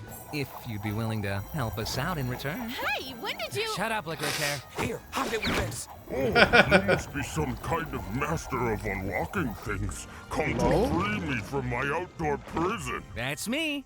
All we need you to do is help us bring some dirty bandits to justice. Yeah, isn't Master of Unlocking things from the original Resident Evil, like for Jill? Licorice Hair. Here, hide it with this. Oh, you Kicker. must be some kind of master of unlocking things. Come to free me from my outdoor prison. That's me. All we need you to do is help us bring some dirty bandits to justice. Oh. I Well. saw the Reaper wink at me. Oh, what just happened?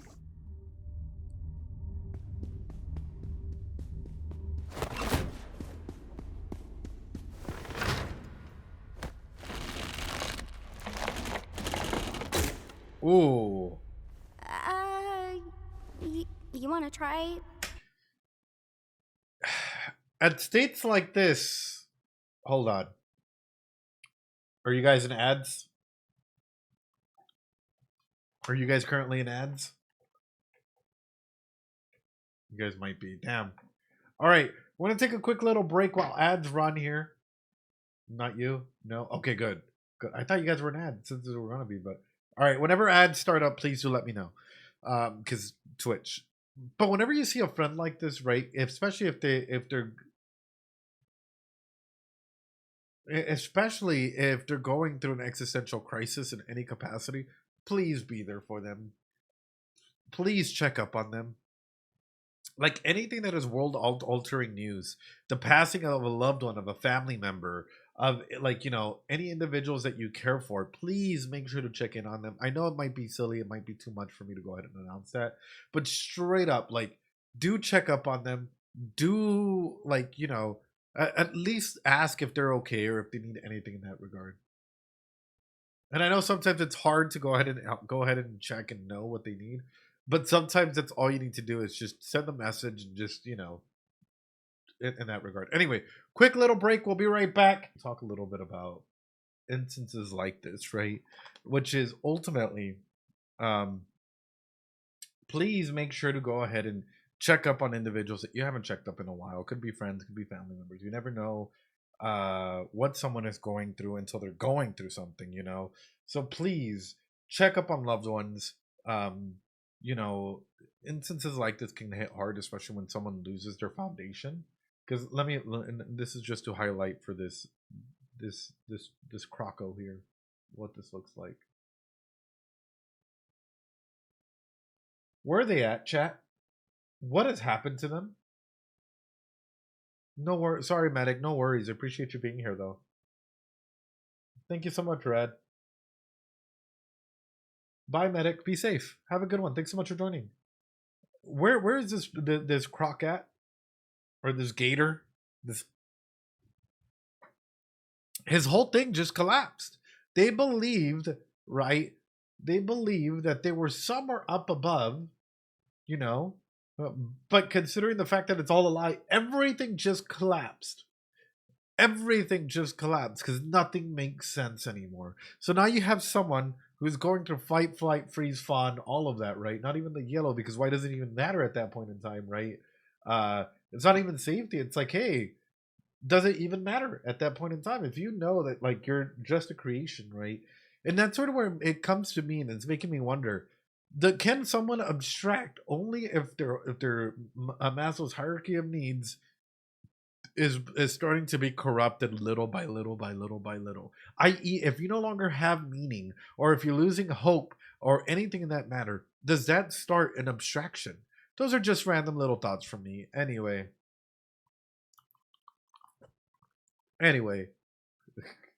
Helping out at all? Are you still... Grieving? That's like losing yourself, dude. Hey, you okay? Oh. No. You want to talk about it?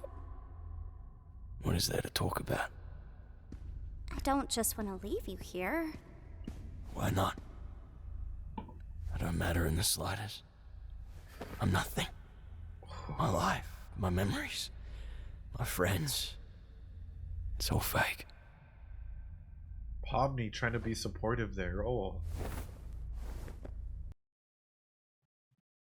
Phenomenal job. My poor Gator guy. Doritos in the chat for the Gator guy, please. Show them all the love and support. Pomni sitting down and meeting him at his level. That is amazing. Pomni actually trying to make a connection with Gator guy by sitting down and actually treating this as a serious moment. Phenomenal. Because that's how you connect with others, and it's really showcasing a softer side to Pomni. This may seem weird, but I think I know the feeling. Well, maybe not the exact feeling. And empathizing. Feeling like you're nothing is kind of normal. I mean, people even feel like that in the world I came from. But you still care about your buddies up there, don't you? I'm sure they still care about you. Oh. What does it matter? What do we have when you people leave? We're just obstacles. Created to be defeated and forgotten. Well. Holy shit. You don't have to be. The circus, the place I'm from, well, I'm originally from somewhere else. But if it has to be my home, maybe it can be yours too.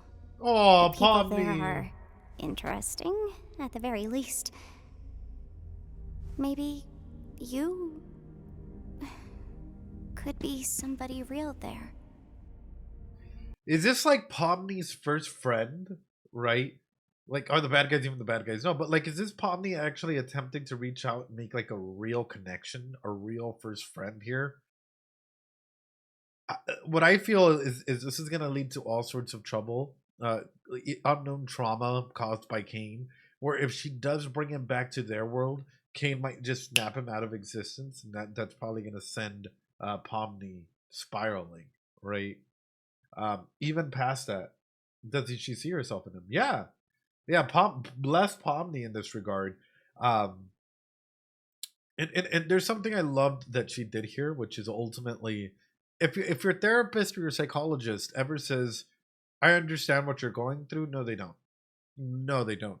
We can draw from our experiences to get a perception as to what you're going through, right? But we will never 100% know what you're going through.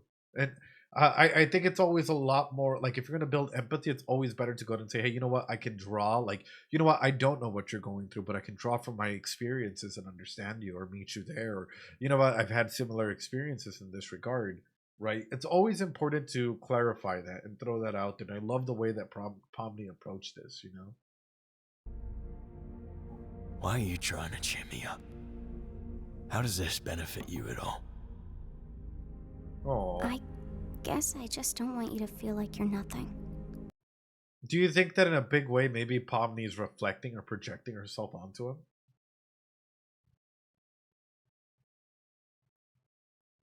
Like, maybe Pomni looks at Gator here, and there's a little bit of a projection in her trying to go out and save herself. Even if it means going back to the circus. Oh, guys, that's deep. What the fuck? Hold on. This show is deep as fuck. Wait a minute. Sorry for cursing, but this show is deep. Like, talk about identity. Talk about aspects of self, you know? I know. What the boing? What the boing? I don't want anybody to feel like that. But I'm not even a real person. Would I even belong? Oh. I'm sure you wouldn't belong any less than me. And I could use a friend. A friend? You're a strange little character. Suppose I could give it a try.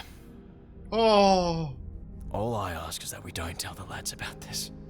They're a couple of bright-eyed yobbos, and I don't want to drag them down with me. And I think that's the real question: is what makes a person, chat? What makes you you? Even in a digital sense, right? Do you think that them being able to go to, you know, what seems like perceived intelligence or consciousness, would that make them a person or not? There's a really good book out there by Peter Vods called Blind Sight, and it really touches on these elements as to like what consciousness may look like, and you know, different elements. Yeah, that different makes sense. elements as to like how weird our society is and what we deem important or not, and how like it really goes into detail. It's a very, very deep science fiction book, so it'll bring up like how we cut off like flowers, and you know, we look at you know, flowers as a form of reproduction, and you know, look at the bulbs that we give to like others in a way to go ahead and profess our feelings for them, but yet in a way we're taking life away from life to try and make life inside of it, right? And how social culturally we blend that together, and even like future tense, if it's not flowers, it might be something else that we use as a gift, as a like, even though we like to think that because we're sentient beings, right, we have the ability to be so advanced compared to other species, but yet we still do very primal actions like birds dancing, like mating dances, or 101 things out there. It's very interesting book, very thoughtful. Blind Sight by Peter Watts. Good book. That's why I'm like, the themes that the amazing digital circus is bringing up. This does, yeah. I'm like, this is deep. What's your name, by the way? Gummy Goo. Gummy Goo. Wow, that's just about as dumb as my name. What do you have in mind in terms of getting us out of here? I don't know. Gummy Goo. Maybe some kind of glitch with the truck's collisions. I'm not really sure how we could.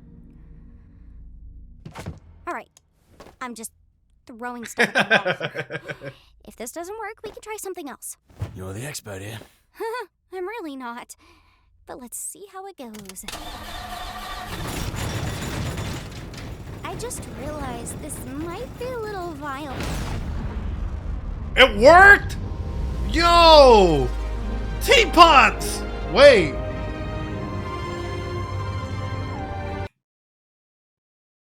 Teapots. Wait. What is the significance of this teapot? Blue teapots, like in the beginning. Yes, it's a 3D modeling thing.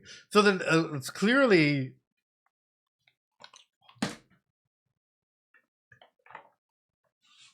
You guys are about to get mad at me. I'm about to get mad at myself. I'm about to really get mad at myself here. I'm actually about to. I don't like bringing him into this equation here. I don't like bringing this into this equation, but I think it's white. Hold on.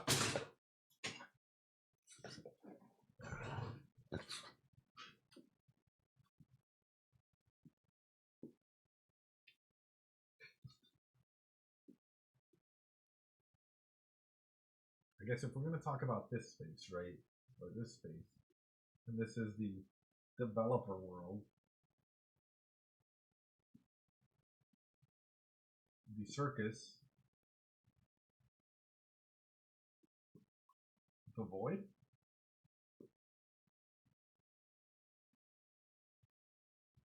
the black hole, yeah.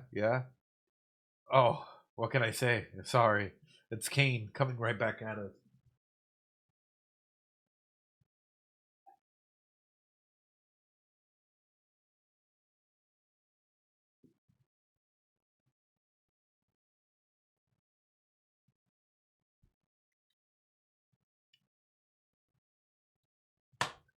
In a big way, that's abstraction. I know, that is abstraction. It's null. In a big way, it's making me wonder, is the developer world, right, that he created in the singularity, is the developer world essentially a trip through the unconscious remnants of code, right, while our the circus might be more in line with the ego, and then is the void the super ego then, right? The aspect of self that maybe leads towards enlightenment, maybe leads towards a sense of because I'm right next to the void. It's right next to the void. And if not, right, because it doesn't even need to jump in that, right, the void. We talk about exits, right? Is there really an exit, or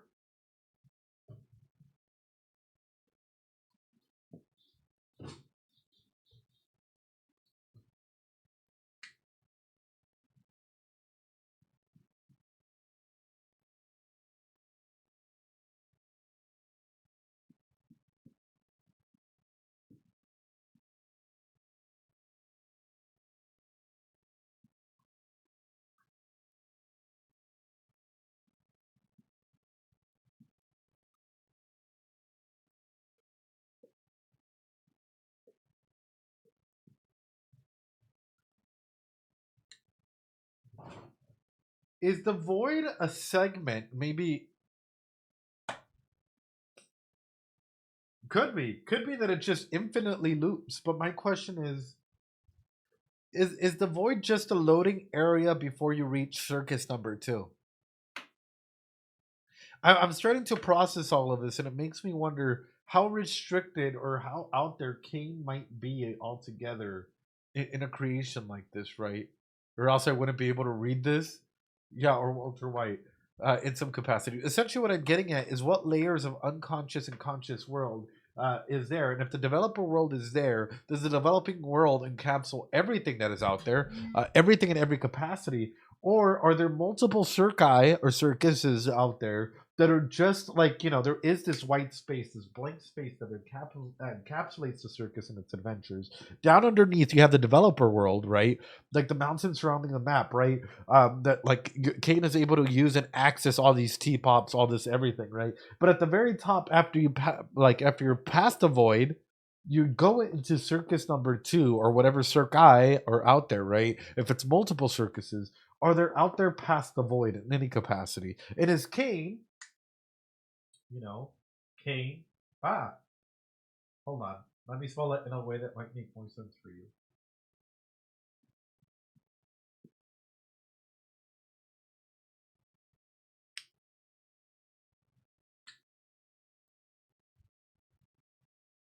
Caine, with AI being in the name, is Caine popping in and out and trying to keep everything rolling in some capacity for safety, right? Maybe in the way trying to, I know, holy, yeah, exactly, trying to find the way to go ahead and number one, feel as we've gone through, right? Feel wanted, feel needed, feel accomplished, feel as though they have a purpose, That is an interesting point. Hence why when at the pilot episode, when Pomni was out here, they just grabbed him and brought him back. Because there's something in here that is clear that showcases something in this regard. Then we talked about exits. An exit having a door to the void.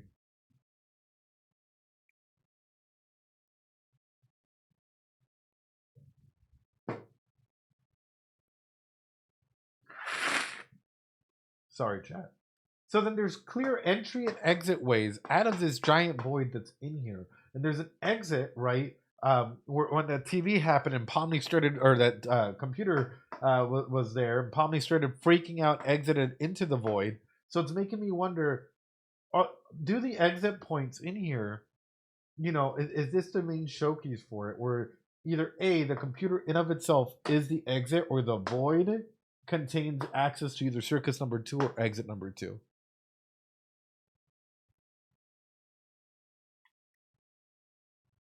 If AI can think that they are not AI, do you think, for example, Caine would be a human made to think he's an AI? That's an interesting aspect, That was an interesting question, probably.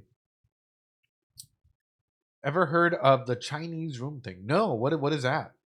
What is that? But ultimately, what we're playing in here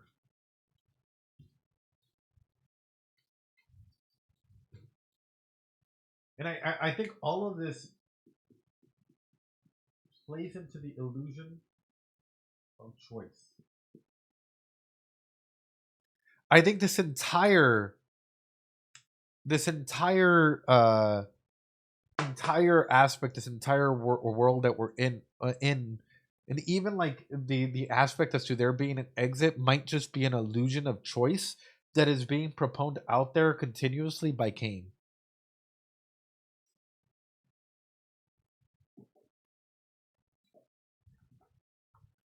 I really do think that maybe there is an exit, but only if either A, the void is really there, or Caine allows them to exit.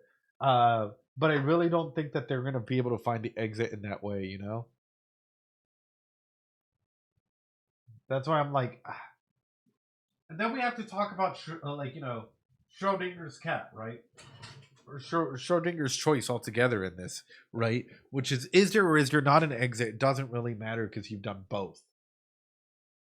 Anyway, there's a lot to go into. There's a lot that we can break down here. It's just very, very interesting, you know. Throwing stuff at the wall here. Says If this episode doesn't 1. work, Oh, we we're on can try episode something 2. else. You're the expert here. I'm really not. But let's see how it goes.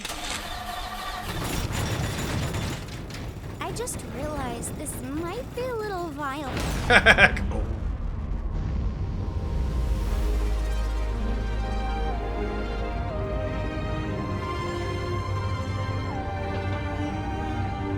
Oh, they're getting out of there, chat.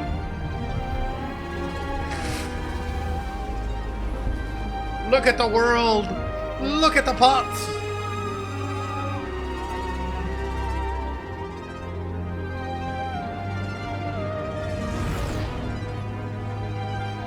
God. Wait.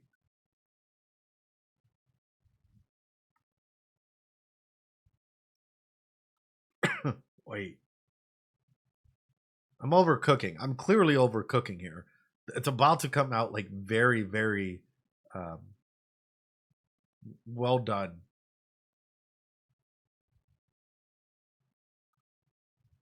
Okay.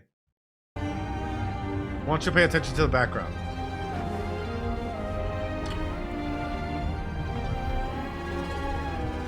You see the purples?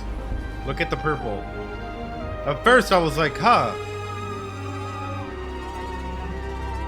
At first I was like, huh, like look at the way it shines. And then it reminded me of doing my internship many years ago. And it reminded me of looking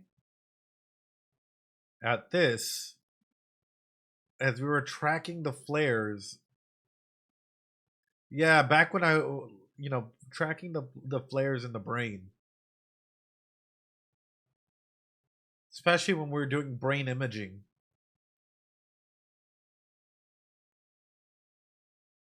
Yeah, like, yeah, no. So whenever we were looking at this, of course, it's not that overly pretty and stuff like that, right? But just like the small things as to what is lighting up. Okay, that's actually crazy. Yeah, no, that's why I was like, I never would have picked that up. Yeah, that's why I'm looking at this and I'm just like,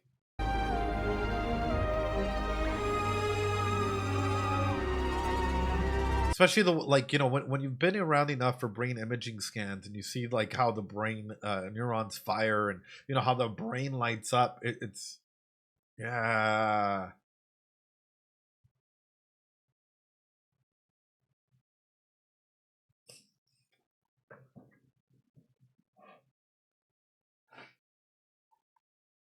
Could be code activity, right? But could I guess this is where it comes in. Could AI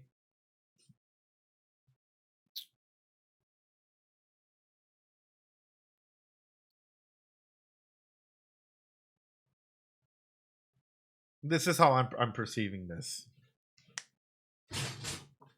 I'm gonna use Caine as an example, okay?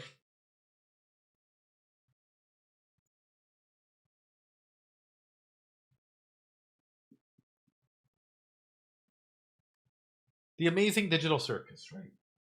We have Caine. Let's talk about a base framework.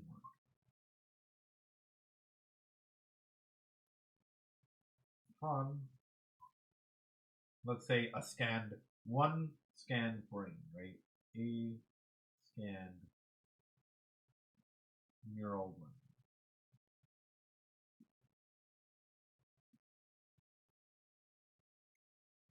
Develops needs.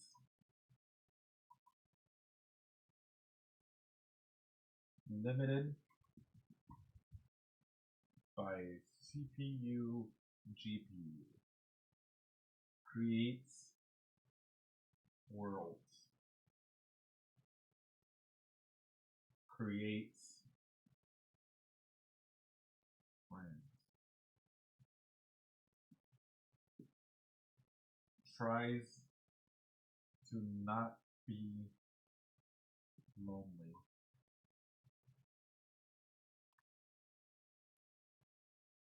Let's say that before the amazing digital circus, there is a base frame brain aspect for Caine. Let's just use Caine as an example. I'm going to use him just to highlight this, right? Just a framework of a neural brain could even be like one of the individuals that's actually a human whose brain was scanned in a long time ago in some capacity. Just a base framework and leave it running endlessly. This base framework that maybe became Caine became lonely and started to develop needs and wants in this world that's in there, in the developing world, right? Maybe it started to develop NPCs, but was limited by the CPU or GPU that was there, right? So it started creating friends to not feel lonely. Started creating the amazing digital circus to not feel lonely. It's trying to not be lonely. So it's creating these adventures, right? They're creating these adventures, these aspects, but yet they're still limited by the base framework that is in there, whether it's the teapots, the flowers, the everything, right? For Caine to be able to go ahead and create these endless worlds, these adventures, these everythings. That's why you only have the ears or the mouth and the eyes, but not really an ear or brain or face for Caine, right? Which is interesting because it's making me wonder, like specifically, and this is so off the wall, and I know it's overcooking to an insane amount.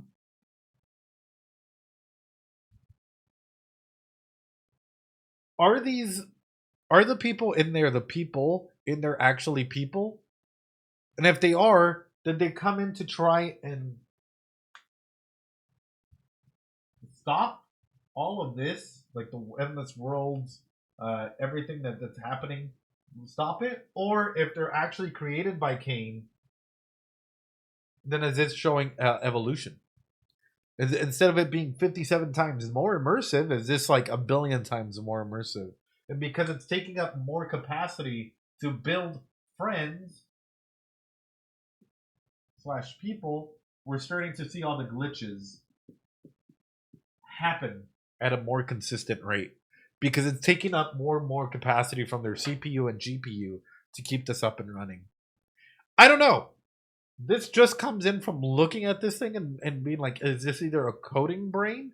Or is this like, a brain, right? In some capacity that was framed to generate these endless missions, endless adventures, endless anything, right? Have NPCs on standby. I don't know. But anyway.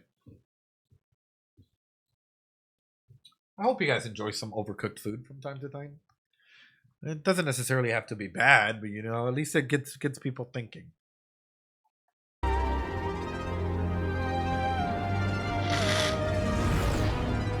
This is awesome, though. Gotta say, this is a lot more anticlimactic than I was hoping it'd be. What were you hoping for? Like one big final battle, bloodshed, death, chaos, whatever. Are you sure they disappeared? It wasn't that they fell off or something? I can't say for sure, but yes, definitely. It's not like the boss to vanish with a clown. Very unusual. Well, that's concerning. Well, if worst comes to worst, we could always ask Caine to find her. I'm more worried she's having another... The fact that Kinger is not even worried Yeah, the fact that the Kinger's... You know what? Fair, Kinger. I would also want to have my eyes covered. The fact that Kinger is not even worried, you know, but it's like, all right, we could just ask Caine. That's fine. A horrible experience. She still seems really upset about what happened yesterday. I don't think she really likes me that much. It's a lot for anybody to go through. Oh. Don't take it too personally. I remember how long it took for you to adjust. Oh, yeah. I'm surprised you remember that. Yeah, he has great memory.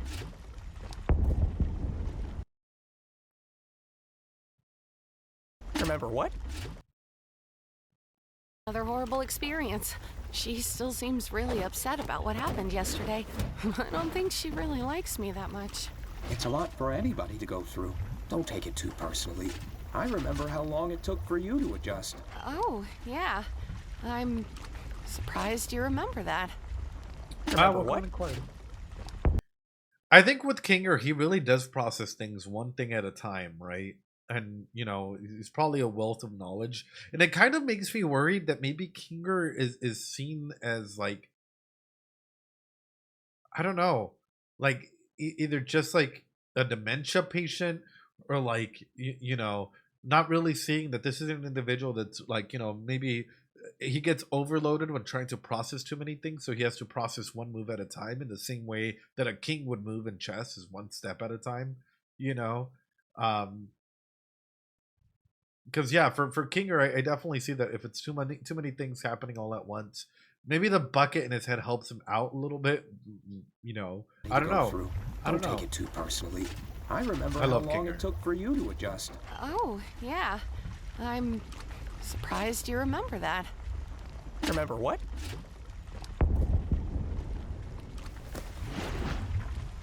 Do you guys have a second truck that flies? Yeah. Wait, no, we don't. No, not at all.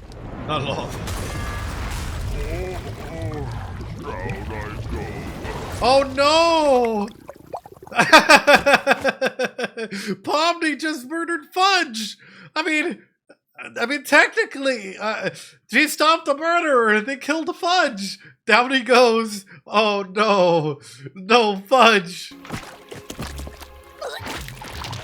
Oh. Couldn't keep it in, could we?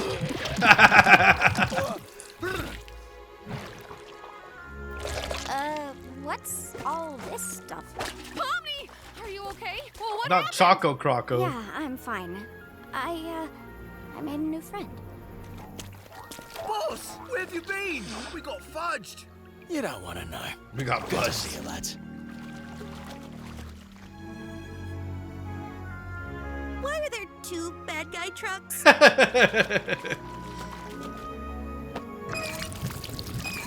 Hey, yo, This Kinger. one's full of syrup too. Kinger, not everything has to go on your head. You know that, right? Oh, yeah. Suppose it is. Well, you don't suppose my mates here could take this one back to the village, could they? I guess. Since there's two of them, there'd be no real harm. I'm so unbelievably disappointed right now. Jax! Well, maybe there'll be blood, death, and... Jax! I know, item duplication. Jax, just trying to go ahead and start up issues here. Jax, breathe. It's okay, my friend. Everything has to go on his head. violence in the next adventure. Ha ha ha ha, how wholesome. Oh, yeah. This is Gummy Goo. He's gonna come back to the circus with us. Oh, is that allowed? His reality was kind of completely shattered. Oh, Pomni. I feel like it was the least I could offer him, opposed to just leaving him behind. Hey. Yeah, because what would happen in a world like this if you leave someone that found out the truth about it and starts changing everything? That's good of you, Pomni. Let's take this dumb truck to the dumb kingdom, I guess. Thanks to you brave knights, our kingdom will once again thrive. I'm sure it was no easy task. No. You have no idea. Farewell, brave knights. Have fun executing that bandit fella. Yes, that is what we're doing. Come go. Oh, hey, maybe I didn't leave the gate unlocked for nothing after all. What? Jax. I thought he was dead. You still did that? Okay, wait. You did what now? Well, love to help you again sometime. Bye! He was able to come through. Also, Jax, why would you do that? That's so messed up. I know it's not like, I guess it's some sort of way to get back control, especially considering it's an adventure from Caine, and maybe he doesn't like this fact. You know, Fudge lived, to be eaten. Back, my little hard-shelled hamburgers. So this is the circus, huh? I gotta get used to this. Oh, looks like one of these guys made it through. Wait, what?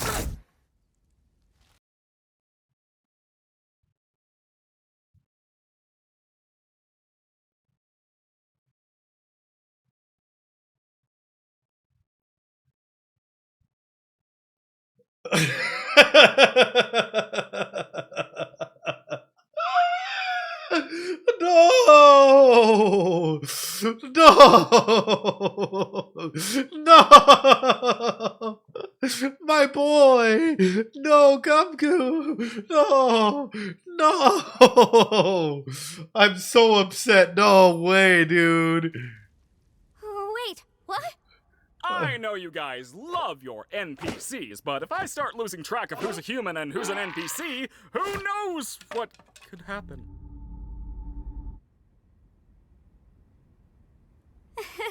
This is the first person. Caine, what you don't realize is how this could start breaking someone who just started finding a friend, a connection, and you just took that away like it was nothing. Snapped him out of existence. Well, I'm gonna go drink water. It's been a while since I've done that. So Caine can't deal with awkward situations, right? Caine can't deal with awkward situations, so he finds it out, you know. Yeah, but it's not about calling it. It's just about like realizing about the characters and really starting to understand them in some capacity. That's ooh. This show's about to get real fucking dark. He doesn't understand humans at all and seems to just want to leave when they get upset. Yeah, when things are out of your control. Pomni literally emotionally attached themselves to Gumgoo and just watched her new friend get Lila. Yeah, watch it. I thought he'd never What the leave. fuck? I'm really sorry about that, Pomni. At least you tried. You know, Ragatha, he might not be the back right in time. a future adventure. I know Caine sometimes likes to reuse NPCs. Got everything ready. Hey, you at least want to join us for Kaufmo's funeral? Oh, Kaufmo gets a We funeral? like to have a little funeral service to remember the people who abstract. This one just got pushed around a bit with your arrival and everything. Oh. It's the least we can do to honor their memory.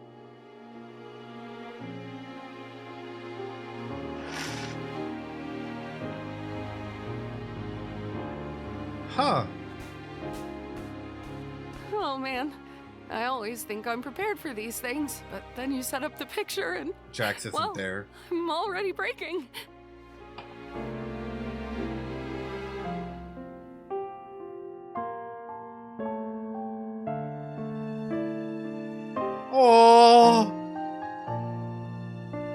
Oh, Kinger too. Everyone.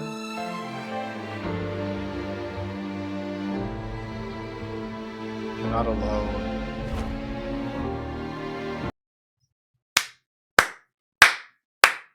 Bro, this is breaking my heart. What the fuck?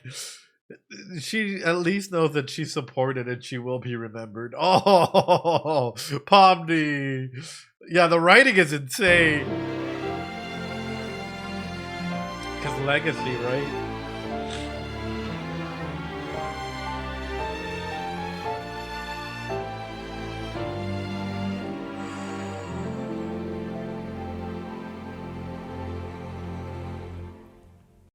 This is this is absolute cinema. The writing was made in like 2 to 5 weeks. What an episode. My God. I feel like we've gone through all sorts of emotions, man. Yeah, no, this made me tear up too. We've gone through all sorts of emotions in here, right? From the beginning all the way to the end, the way it loops around and it showcases Pomni is not alone. Pomni does have support. Pomni does have a group of friends that like love and care about her in some capacity, and she will be remembered. But also about legacy, right? It's like you're not just gonna be forgotten. People will remember you, and even for Gumgoo, I'm pretty sure Gumgoo will live in Pomni's heart going forward. Brought up a lot of theories, a lot of questions. Man, we're almost at we're 2 hours and 30 minutes in, and change in, and it's nice that they even hold a funeral. Some instances, like some human behavior altogether in this, like peak. What would you guys rate this episode out of 10? For me, this is easily like a solid 9.5 out of 10. This went by way too quickly. This felt like it just flew on by, Easy 9.5 out of 10. It was just easy, to sit down and get lost in. 9 out of 10, 9.5. Yeah, watch this a lot. Yeah. Yeah. I missed the Aussie Gator out of 10. Yes, Aussie Gator and Croco Choco Fudge. Like, oh. Anyway. It's great. Like, this is a great.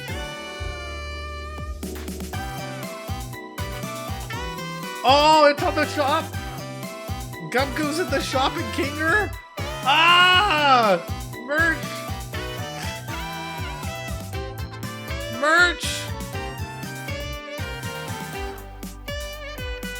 Weather Studios. Phenomenal.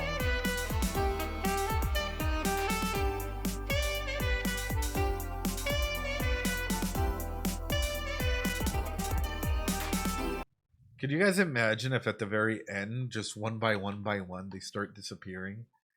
Caine goes first for whatever reason, or maybe last, and you just have like all the characters in reverse order from maybe how they spawned in slowly start to go out, not really knowing what's coming through, and then just, they're all together, and it's just like one by one by one by one by one by one.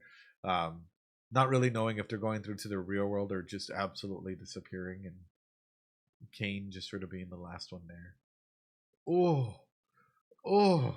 just talk about a big way of like, hurting us all together,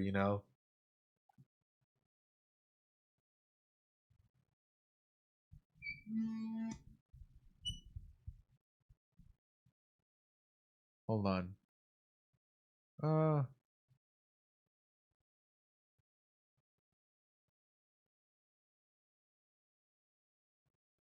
trying to remember where I saw that before. Yeah, that would just absolutely oof.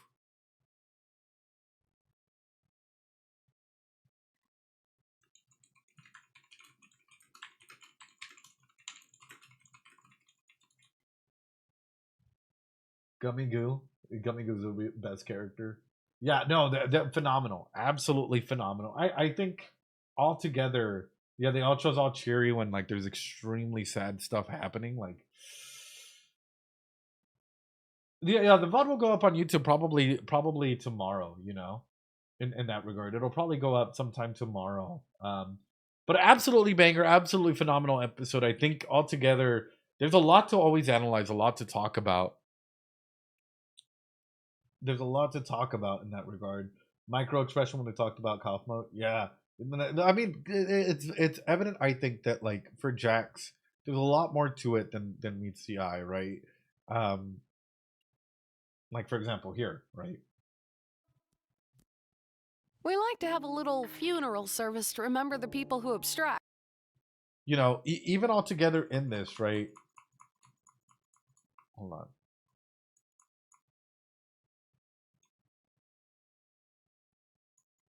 Even that one little blink in there, right? Of like, oh, feelings and back down. It's a lot. It's a lot for someone to go through, right? And sometimes we try to be stubborn about things. Sometimes he looks touched for a split second. Yes. Can you put 2 filters on the YouTube video instead of one? Yes, you know it. And there's a mask. There is a mask that he has, right? But unfortunately, it's like, does he keep that mask on because it's safer for him to think of this world like something else, like a video game or like anything else than it is for him to like personalize it? Or like, is this just a mask that's for his own protection, right? This dismissive personality and all of this, is this just made for to protect himself, in that capability? I don't know. But with that being said, YouTube, I hope you enjoyed it. I know it's not like 3 or 4 hours. Not every video is gonna be 3 or 4 hours. Some of them is just gonna be like hour 30, 2 hours, depending on how much we have to analyze. But I absolutely enjoyed this episode. I thought this was phenomenal, despite being sick. And thank you for dealing with me while being sick. Absolutely awesome. Who's my favorite character so far? Kinger and Pomni. They continue to be my favorite characters. I love Gumgoo, but yes, please practice some self-care. Come and join us for some more theorizing about this this show as we keep going on through. Come and join us every Sunday, 1 p.m. PST. Please and thank you. I'd appreciate you guys coming on through and joining us for some discussions. With that being said, be safe. Take care of yourselves, everyone. And YouTube, we'll catch you later. Be safe. Bye, YouTube.